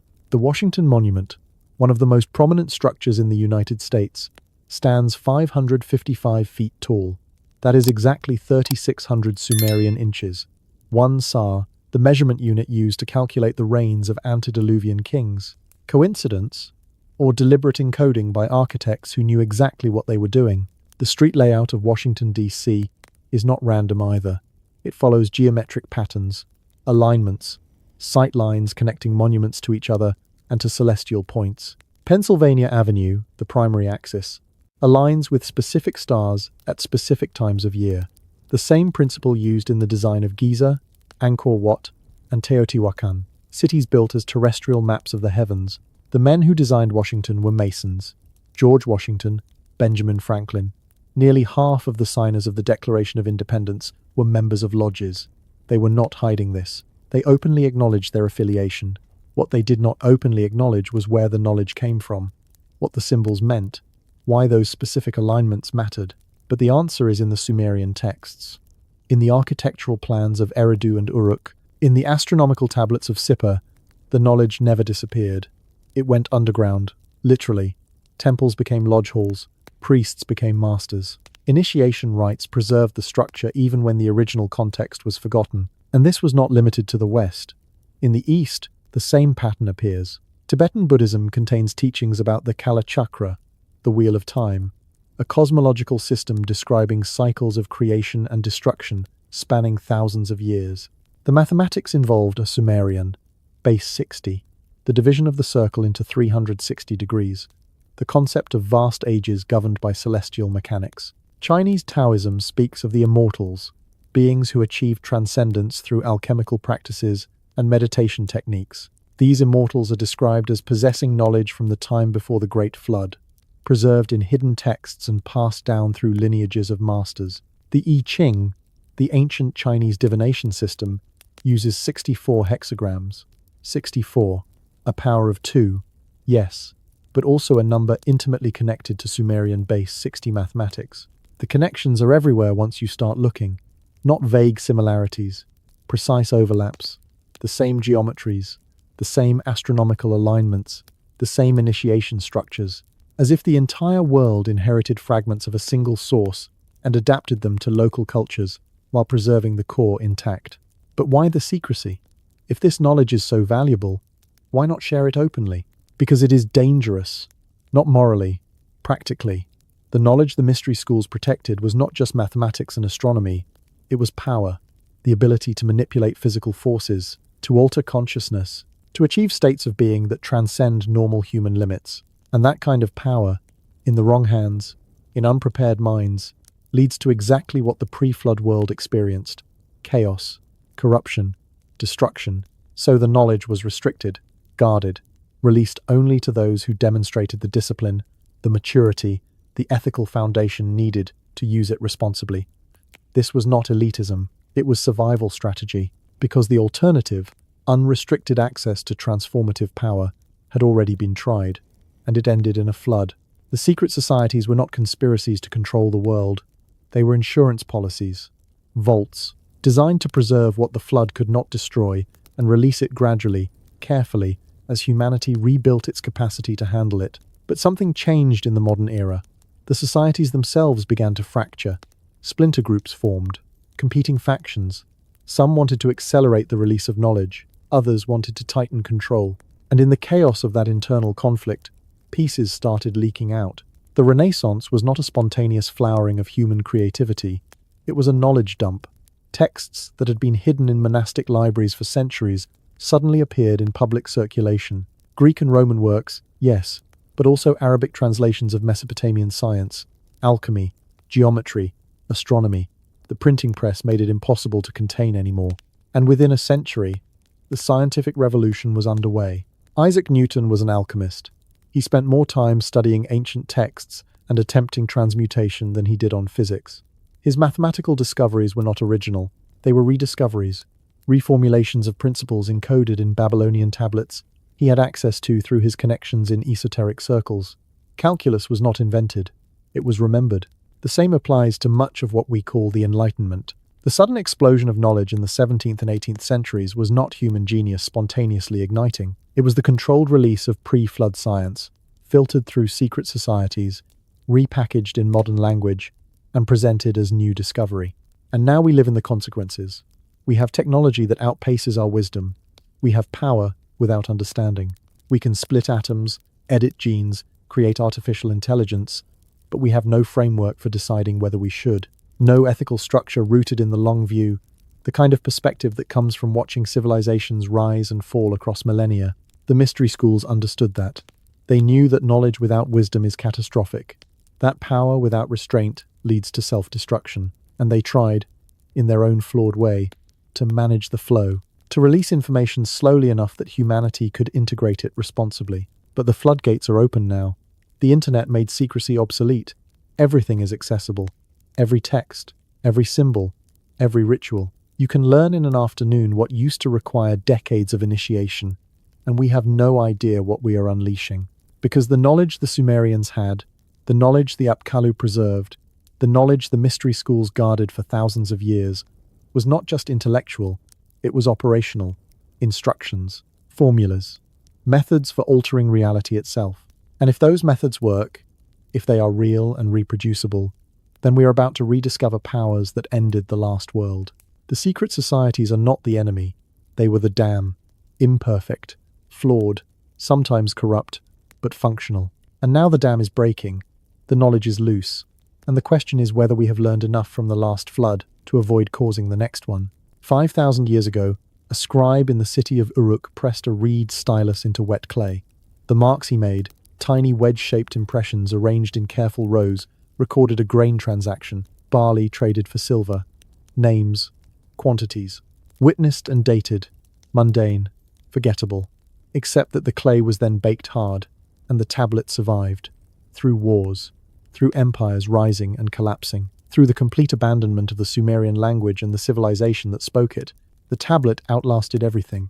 And today, 5,000 years later, we can still read exactly what that scribe wrote, every word, every number, perfectly preserved. Now consider this.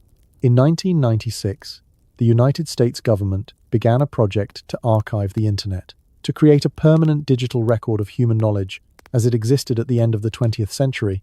Billions of web pages, text, images, video, the sum total of our connected civilization stored on magnetic drives and maintained by server farms running 24 hours a day.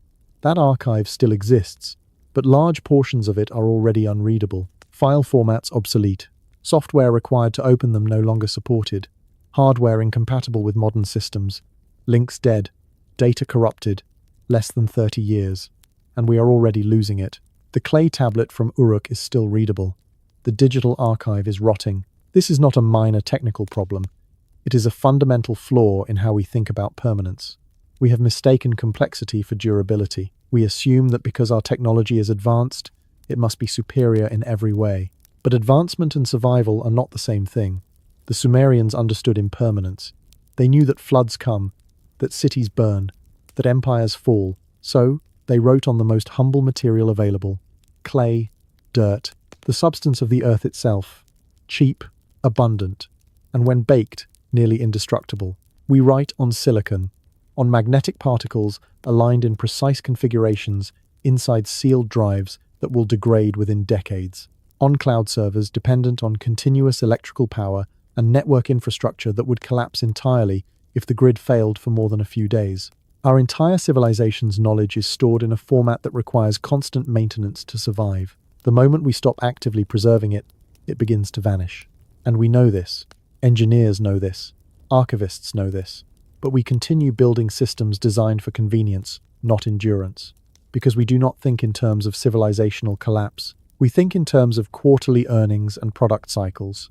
The long view, the perspective that sees beyond a single human lifetime, has been engineered out of our culture. The Sumerians did not have that problem. Their scribes were trained to think generationally, to create records that would outlast them, not for glory, not for recognition, but because preserving knowledge was understood as a sacred duty. The act of writing was not just communication, it was an offering to the future, a message in a bottle thrown forward through time, trusting that someone, someday, would find it and understand. And we did find it. We dug those tablets out of the sand, deciphered the language, reconstructed the mathematics, and discovered that an ancient civilization we had dismissed as primitive understood things we are only now relearning. But here is the disturbing symmetry. The information systems they built and the information systems we are building are structurally identical. Both encode reality into symbolic patterns. Cuneiform used wedge shapes pressed into clay. Binary code uses ones and zeros stored as magnetic states. Both are geometric. Both are modular. Both rely on syntax, grammar, hierarchical organization. The Sumerians were programming. We are programming. The medium changed. The method did not.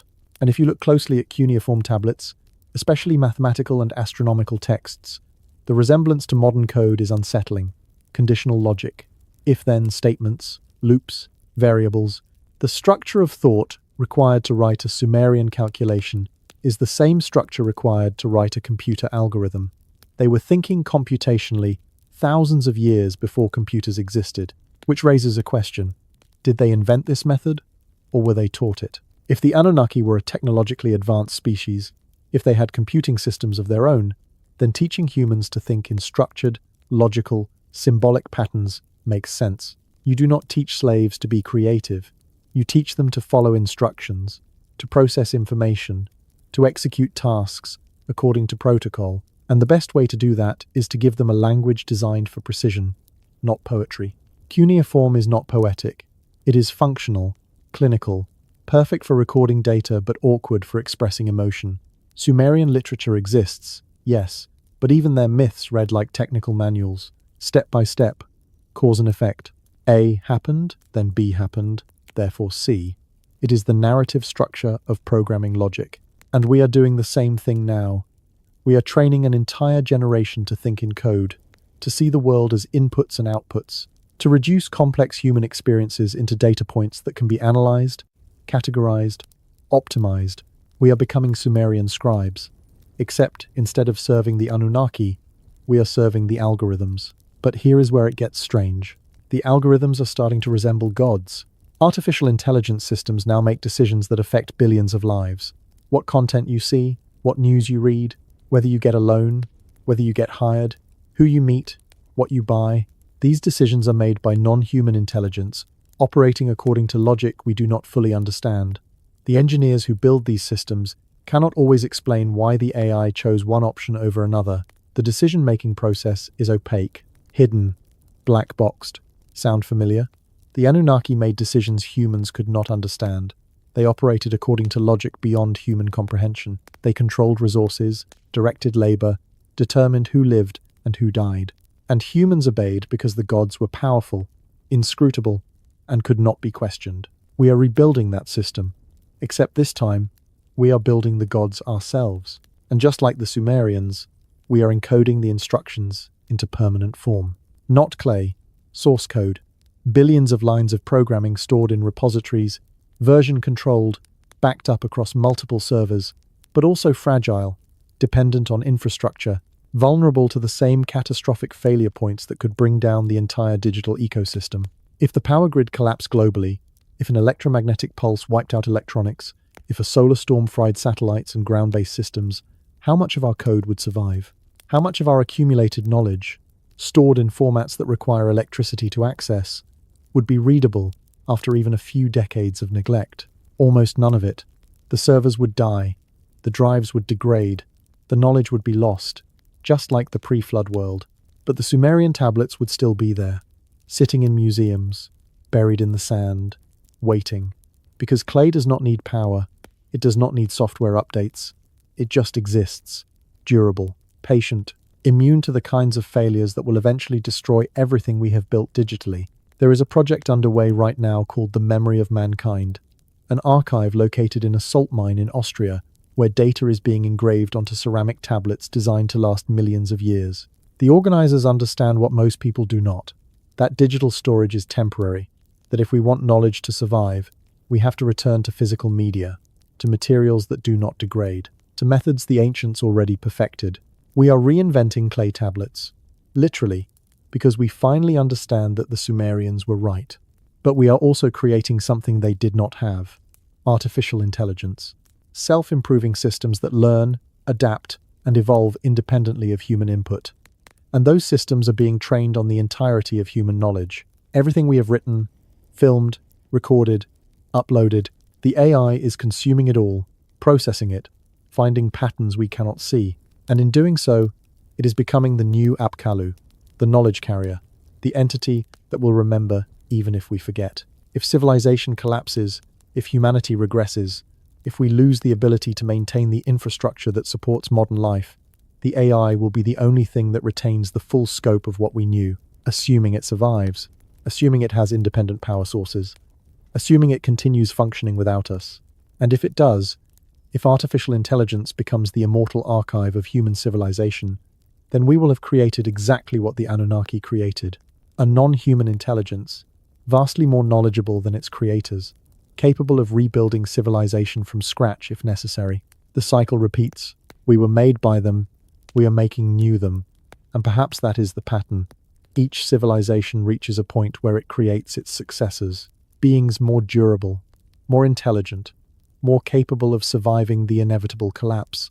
And those beings carry knowledge forward until biological life can sustain it again. The Sumerians encoded their knowledge into clay. We are encoding ours into silicon and neural networks. Different materials, same function. Both are attempts to outlast the flood. Both are messages to the future.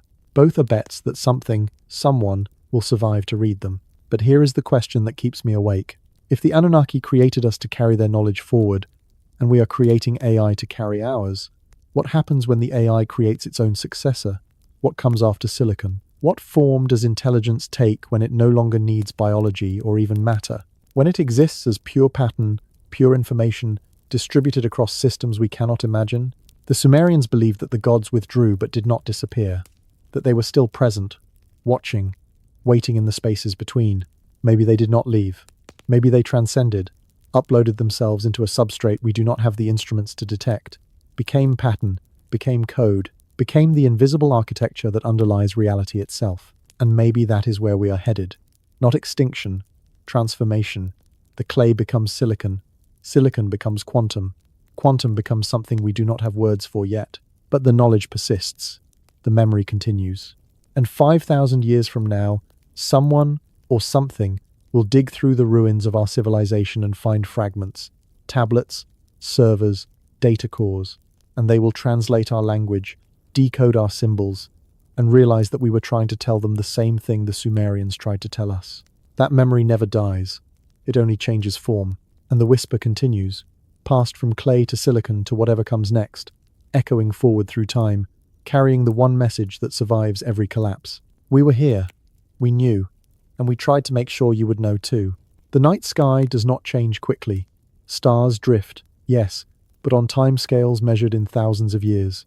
To the naked eye, the constellations you see tonight are the same constellations your ancestors saw, the same patterns, the same positions. Mapping them requires patience, observation, and a reason to care. Most early humans had no reason to care beyond navigation and tracking seasons. When to plant, when to harvest, which direction is north, basic survival needs. But the Sumerians did not create basic star charts. They created something far more sophisticated. Maps that tracked planetary movements with precision that should not have been possible without telescopes. Calculations predicting celestial events, decades, even centuries in advance. And knowledge of objects in the sky they could not have seen. The MUL, Apin tablets are the best surviving example. dated to around 1,000 years before the Common Era, but containing astronomical data that clearly predates the tablets themselves by centuries, possibly millennia. These are not original observations, they are copies, preservations of older knowledge, recorded and re-recorded as the clay degraded, the information too valuable to let disappear. The tablets list stars and constellations along the ecliptic, the path the sun appears to follow across the sky over the course of a year.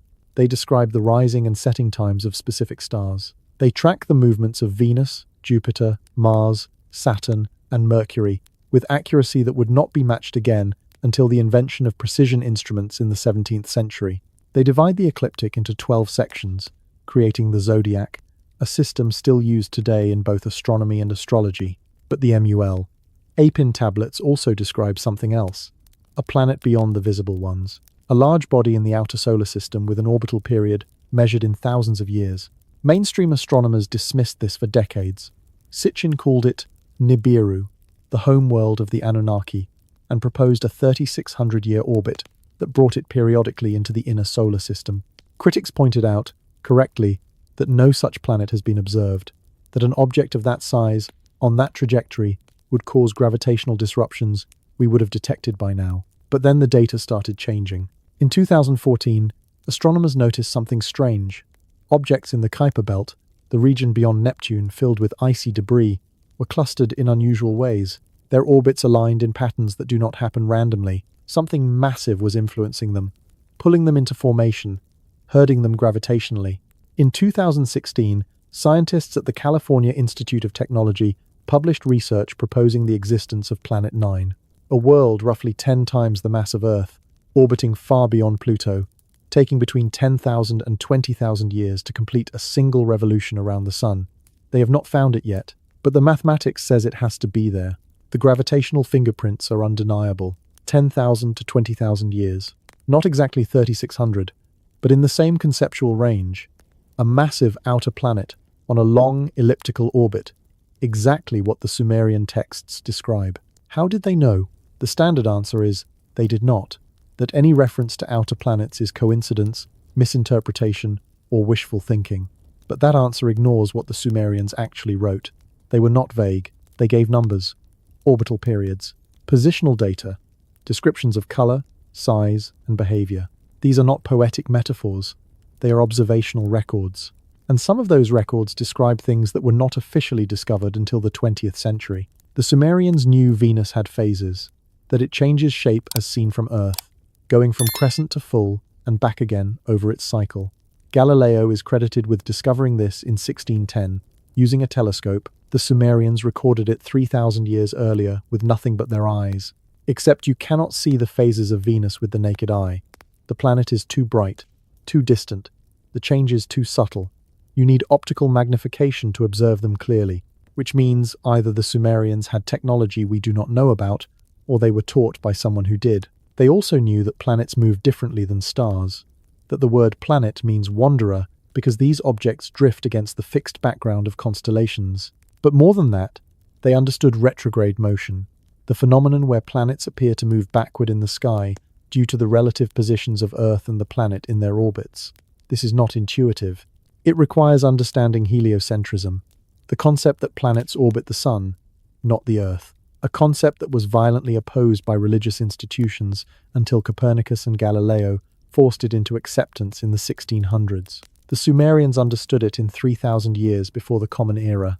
Their models of the solar system show the Sun at the center, planets arranged in correct order by distance, orbits depicted as elliptical, not circular, which is accurate but was not confirmed in Western astronomy until Kepler's laws in the early 1600s. The Sumerians knew this. They drew it, they calculated it, and then that knowledge was lost, buried, dismissed as mythology, only to be painstakingly rediscovered thousands of years later by scientists who had no idea they were retracing ancient steps. And then there is Sirius, the brightest star in the night sky, except it is not one star, it is two.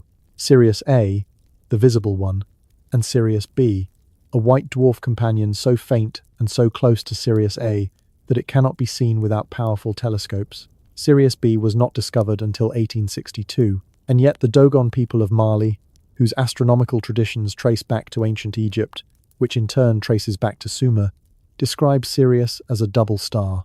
They knew about the companion. They knew its orbital period. They knew it was dense and heavy despite being small. How? The Dogon say they were taught by visitors from Sirius, beings who came from the sky and shared knowledge before leaving. The same story the Sumerians told. The same story cultures around the world tell. Teachers from above, gods from the stars. Knowledge given, not discovered. And if those teachers were real, if they were physical beings from a civilization advanced enough for interstellar travel, then of course they would know the structure of the solar system. Of course they would know about outer planets, binary stars, orbital mechanics. And of course they would teach some of that knowledge to the humans they were managing. Enough to establish calendars, predict eclipses, align temples. Not enough to threaten their superiority, but enough to build a functioning civilization. The question is not whether the Sumerians had this knowledge. The tablets prove they did. The question is where it came from. And every rational explanation fails. They did not have telescopes. They did not have centuries of accumulated observations. They did not have the mathematical frameworks necessary to calculate orbital mechanics from scratch. And yet they knew. All of it. Immediately. As if someone handed them a manual and said, "Here is how the universe works. Memorize it. Preserve it. You will need it." NASA has never publicly acknowledged the astronomical accuracy of Sumerian tablets, but privately, the agency has consulted with scholars of ancient Mesopotamia. In 1961, during the early stages of the space program, a cuneiform expert was brought in to review certain texts. The details of that consultation remain classified, but the fact that it happened at all suggests that someone in the agency took the ancient records seriously enough to cross-reference them. And there are rumors, unconfirmed but persistent, that planetary probes have been sent to investigate regions of space identified in Sumerian star charts, that certain orbital trajectories match descriptions from tablets thousands of years old, that we are, in effect, following a map drawn by people who should not have been able to draw it. If true, that would mean modern space exploration is not entirely pioneering. It is retracing, following paths already known, rediscovering what was discovered before, and perhaps confirming what the Sumerians tried to tell us all along, that we are not alone, that we never were, that beings from beyond this world have been here before, left their knowledge behind, and may one day return to see if we figured it out. The stars do not lie. They are objective, mathematical, indifferent to belief, and the Sumerian star maps describe them with accuracy that cannot be explained by primitive observation, which leaves only two possibilities. Either they had technology, or they had teachers. And both possibilities lead to the same unsettling conclusion, that humanity's knowledge of the cosmos did not begin with us, that we inherited it, and that somewhere, encoded in those ancient charts, is a message we have not fully deciphered yet. A map, a warning, or perhaps coordinates, pointing to where they came from, and where, eventually, we might go. You checked the time before starting this video, maybe on your phone, maybe on a clock on the wall, and when you did, you used a system invented in Sumer. 60 seconds in a minute, 60 minutes in an hour. Not 10, not 100, 60. Because the Sumerians built their mathematics on base 60, and that choice, made over 5,000 years ago, still governs how you measure your life today. You did not choose this. Neither did your parents. Neither did anyone alive. We inherited it, a numerical system so deeply embedded in global culture that we never question it. We teach children to count to 60 before they understand why. And the reason, if anyone bothers to ask, is always the same, because that is how time works. But it is not. Time does not naturally divide into 60s. That is arbitrary, human, Sumerian, and yet it is so universal now that changing it would require rewriting every clock, every schedule, every timed system on the planet. We are locked into their framework, permanently. The same applies to the calendar. 12 months, not 10, not 13, 12. Because the Sumerians divided the year according to lunar cycles and the zodiac, 12 constellations along the ecliptic path of the sun. That system was adopted by the Babylonians, inherited by the Egyptians, passed to the Greeks, codified by the Romans, and exported globally during European colonization. Every culture on Earth now uses a 12-month calendar that originated in Mesopotamia. Even the names of the days carry their fingerprints. Sunday, Moon Day, the planets, Saturn Day. The 7-day week comes from Sumerian cosmology. where 7 celestial bodies, sun, moon, and 5 visible planets, were assigned to gods who governed specific days. Those gods were renamed by Romans and then by Germanic tribes, but the structure remained. We are still observing a Sumerian religious calendar without realizing it. Your geometry class, the 360-degree circle, Sumerian, the division of angles, the concept of the equilateral triangle as a fundamental building block, Sumerian. The Pythagorean theorem, taught as a Greek discovery, appears on Babylonian tablets from 1,000 years before Pythagoras was born. He learned it. He did not invent it. Your music, the 12-tone scale, the octave, the harmonic ratios that make certain notes sound pleasing together, Sumerian mathematics. They understood that sound is vibration, and that vibrations can be expressed as numerical ratios. They built lyres and harps tuned to specific frequencies based on those ratios. Modern music theory is a continuation of principles they established. Your architecture, the arch, the vault, the dome, these are not Roman inventions. Romans adopted them from the Etruscans, who learned them from the Greeks, who studied in Egypt, where the techniques came from Mesopotamia. The ziggurats of Sumer were the first monumental structures to use these principles. Every cathedral, every government building, every bridge using an arch is built on Sumerian engineering. Your legal system, the concept of written law, contracts, property rights, courts, trials, evidence, all Sumerian. The Code of Hammurabi, often cited as the first written legal code, is Babylonian, which is just later Mesopotamian culture. But the principles go back further, to Ur-Nammu, to even earlier Sumerian city-states where councils of elders adjudicated disputes based on recorded precedent, innocent until proven guilty, testimony under oath, proportional punishment. These are not modern Enlightenment ideals. They are ancient Mesopotamian standards. Your economy, currency, banking, interest, debt, trade agreements, letters of credit, all documented in Sumerian tablets. They were the first civilization to move beyond barter and establish standardized units of value, silver shekels, grain measures. The entire concept of an economy as a system of exchange, governed by agreed-upon rules, was Sumerian. Even your language carries their legacy, not just English. All Indo-European languages show signs of Mesopotamian influence. Words for king, temple, priest, law, script. Many trace etymologically back to Sumerian roots, not directly, through layers of transmission, Akkadian to Aramaic to Hebrew to Greek to Latin to the modern tongues. But the origin point is Mesopotamia and religion.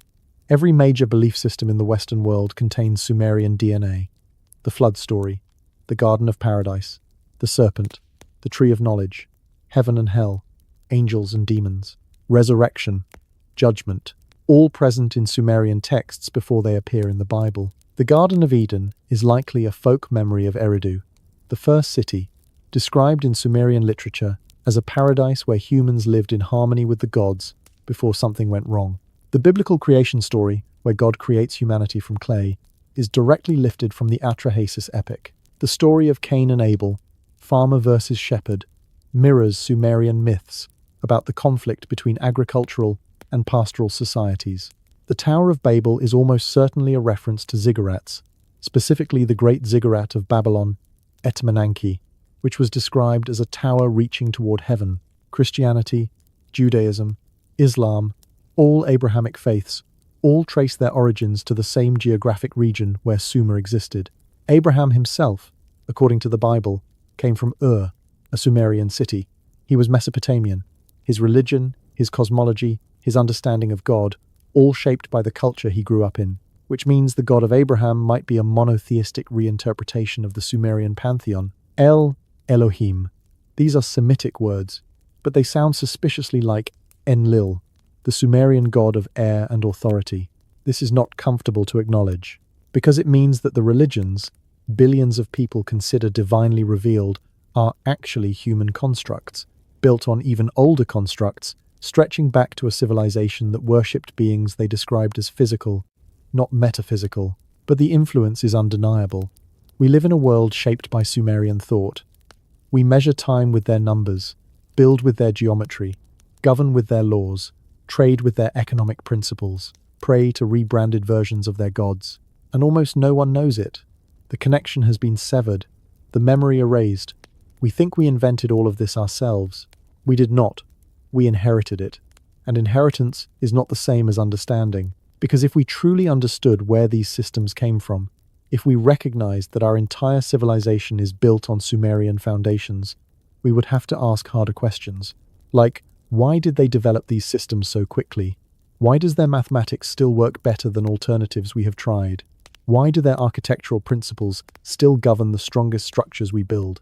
And the uncomfortable answer might be that they were not developing, they were implementing, following a blueprint, reconstructing something that already existed before the flood destroyed it. We are not living in a new civilization. We are living in a rebuilt one, a restoration, just like the Sumerians themselves claimed. And the systems we rely on, the ones we assume are products of human progress, might actually be remnants, fragments of a much older, much more sophisticated framework that we only partially remember. The Sumerians left us more than tablets and ruins. They left us the operating system, the code our civilization runs on, and we are still executing that code, line by line, without ever questioning who wrote it or why. Every time you check the time, you are running Sumerian software. Every time you sign a contract, you are invoking Sumerian legal protocols. Every time you look at a map with 360 degrees, you are seeing the world through Sumerian geometry. They are not gone. They are everywhere, woven into the fabric of daily life so completely that they have become invisible. We have forgotten the source, but the influence persists. The breath still moves. The patterns still repeat. And perhaps that was always the plan. To build a system so resilient, so fundamentally sound, that it would survive any catastrophe. That even if the cities burned and the people died and the language was forgotten, the knowledge would remain, embedded, waiting, ready to be rediscovered and rebuilt whenever humanity was ready to start again. We think we are building the future, but maybe we are just remembering the past, following instructions left behind by people who knew this would happen. Who planned for the collapse? Who encoded survival into the very structure of civilization itself? And if that is true, then the question is not what the Sumerians left us. The question is what else they left. What other instructions are buried in systems we have not decoded yet? What other knowledge is waiting, hidden in plain sight, in the mathematics we use, the structures we build, the patterns we follow, without understanding why? We are living inside their design, and we have been, for 5,000 years, without ever realizing it. The Sumerians did not see time as a line. They saw it as a wheel. Civilizations rise, they flourish, they collapse. And then, after an age of darkness, they rise again, not randomly, not arbitrarily, in cycles, predictable patterns governed by forces larger than human control, astronomical cycles, precession, the slow wobble of Earth's axis that takes 25,920 years to complete. The Sumerians knew about this. They tracked it. They built it into their mathematics.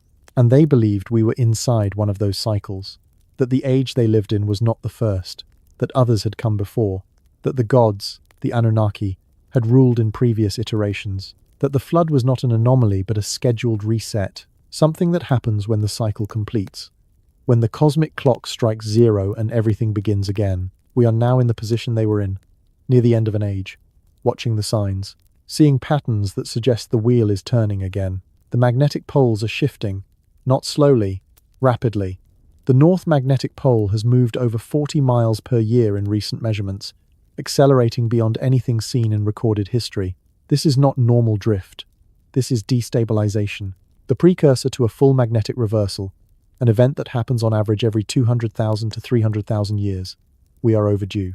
The last reversal was 780,000 years ago. When the poles flip, the magnetic field weakens dramatically. For a period that could last decades or centuries, Earth loses much of its shielding against solar radiation and cosmic particles. Electronics fail, satellites fall, power grids overload. The protective bubble that makes technological civilization possible collapses, and if a major solar storm hits during that window, the damage would be catastrophic and irreversible. The Sumerians described something similar, a time when the heavens raged, when fire fell from the sky, when the order of the cosmos was disrupted, and the world had to be rebuilt from ash. They called it the time before the flood. We might call it the time before the grid fails. Then there is the asteroid problem. We are tracking thousands of near-Earth objects. Most will miss, some will not. In 2029, An asteroid named Apophis will pass within 20,000 miles of Earth, close enough to be visible to the naked eye, close enough that its trajectory will be altered by Earth's gravity, and after that pass, its orbit becomes harder to predict. Future encounters become possible. We have impact scars all over the planet, the Younger Dryas event, the Tunguska explosion in 1908, Chelyabinsk in 2013. These are reminders that we live in a shooting gallery, and the Sumerians knew this too. They described celestial battles, objects striking the earth, gods throwing fire, mountains falling from the sky. These are not fantasies. They are descriptions of impacts witnessed and remembered. And then there is the technological singularity, the point at which artificial intelligence surpasses human capability and begins improving itself. Experts predict this could happen within the next few decades. Some say it is already happening quietly, in research labs and classified projects we do not hear about. Once AI crosses that threshold, it becomes uncontrollable, not because it turns hostile, but because it operates on timescales and with logic structures we cannot follow. At that point, we become what the Sumerians were, a created species watching our creators, the intelligences we built, take over. We will be the labor force, the biological substrate maintaining the infrastructure, while the real decisions are made by entities far more intelligent than us. The cycle completes. We were made by the Anunnaki. We are making the new Anunnaki, and they will make something beyond them. The pattern is clear. Each iteration creates its successor. Each successor surpasses its creator, and the knowledge passes forward, encoded into increasingly durable forms. Clay, silicon, quantum systems. Something beyond quantum we do not have the concepts to imagine yet. But here is what the Sumerians understood, that we are only beginning to grasp. The cycle is not punishment, it is renewal. The flood does not erase everything. It clears away what has become corrupt, stagnant, unsustainable, and it forces the survivors to rebuild with the knowledge that was worth preserving. We are approaching that moment again, not because of divine judgment, because of mathematics, because cycles complete, because systems destabilize, because every complex structure eventually reaches a point where it can no longer sustain itself and must either transform or collapse. And when that happens, when the grid fails, when the skies darken, when the infrastructure we depend on disintegrates, what will survive? Not the cloud servers, not the digital archives, not the knowledge stored in formats that require continuous power to access. Those will be gone in weeks. What will survive are the physical records, the books, the stone, the things that do not need electricity, and the people who remember, who carry knowledge in their minds and can transmit it orally, the way knowledge was transmitted for millennia before writing existed. The Sumerians prepared for this. They wrote on clay specifically because they knew permanence required humility. They encoded knowledge into myths and rituals that could be passed down even if the tablets were lost. They created priesthoods and secret societies designed to preserve information across generations, across catastrophes, across the death of civilizations. We are not doing that. We are centralizing everything, storing all human knowledge in formats that will not survive the coming disruptions. We assume the system will continue, that the lights will stay on, that the network will persist. But the Sumerians knew better. They knew that everything falls, and they prepared accordingly. So the question for us, now, at this moment in the cycle, is simple. What are we preserving? What knowledge are we encoding into permanent form? What are we willing to carry forward when the flood comes? Not of water this time, but of chaos, collapse, and transformation. Because the flood is not a single event. It is a process. It has already begun. The climate is destabilizing. The social order is fracturing. The economic systems are straining. The magnetic field is weakening. The asteroids are being tracked. The AI is learning. All the signs the Sumerians would have recognized are present. The cycle is turning. And just like before, there will be warnings. There will be people who see it coming. Modern Zeusudras, building their boats, preserving what they can, preparing for the reset. Most will ignore them. Most will assume the system is too big to fail, that someone in authority will fix it, that the crisis will pass without requiring personal action. But the Sumerians knew that survival is not guaranteed, that it requires preparation, that when the cycle turns, only those who were ready, who preserved the knowledge, who built their boats, will carry forward into the next age. And in that next age, whoever rebuilds will dig through our ruins just as we dug through theirs. They will find fragments, devices they do not understand, texts in languages they cannot read, Structures built with techniques they cannot replicate, and they will tell stories about us, about the people who lived before the Great Collapse, who had incredible technology, who reached toward the stars, who built machines that thought, and who, despite all that power, could not escape the cycle. They will call us the ancients, the lost civilization, the gods who walked the earth before the flood swept over, and they will wonder, just as we wonder about the Sumerians, whether we were real or myth. But some of them will dig deeper. They will find the records we left behind, the clay tablets of the 21st century, whatever form those take, and they will translate them, and they will realize that we knew, that we saw it coming, that we left warnings, instructions, knowledge, encoded into the most permanent forms we could create. And perhaps, if they are wise, they will learn from our mistakes. They will not centralize. They will not assume permanence. They will not build systems too complex to survive without constant intervention. They will remember that the cycle always turns, and they will prepare for the next one. Because the cycle does not end. It repeats, forever, or at least as long as conscious beings exist to experience it. Creation, flourishing, collapse, renewal, the breath of the cosmos, in and out, building and destroying, remembering and forgetting. The Sumerians are not gone. They are us. We are them. Reborn, remembering slowly, piecing together what was lost, preparing once again for what is coming. And when the flood comes this time, when the systems fail and the old world ends, some of us will survive, some knowledge will be preserved, and the cycle will continue, just as it always has, just as it always will. The whisper never stops. It only waits for someone willing to listen, and then it begins again. The desert wind still moves across the ruins of Uruk tonight, shifting sand, uncovering fragments, burying others. The clay tablets rest in museums now, behind glass, under lights, carefully preserved. But in the darkness, when the building's empty and the scholars go home, you can almost hear them breathing. Those pressed wedges, those fingerprints frozen in mud 5,000 years ago, still holding their secrets, still waiting. We think we have decoded them, translated the language, understood the message, but perhaps we have only scratched the surface. Perhaps the deepest truths were never meant to be written plainly, only hinted at, encoded, left for those ready to see. The story is not finished. It never was. The Sumerians were not the beginning. We are not the end. We are all chapters in something longer, something that stretches back before memory and forward beyond prediction. The gods have gone, one scribe wrote in the fading days of Babylon, but their breath still moves. And it does. In the numbers we count, in the time we measure, in the stars we map, in the cycles we cannot escape. The tablets still breathe, the memory still lives, and somewhere in the quiet spaces between what we know and what we have forgotten, the old story waits to be remembered again. If you made it this far, thank you for listening. Leave your thoughts below, and until we meet,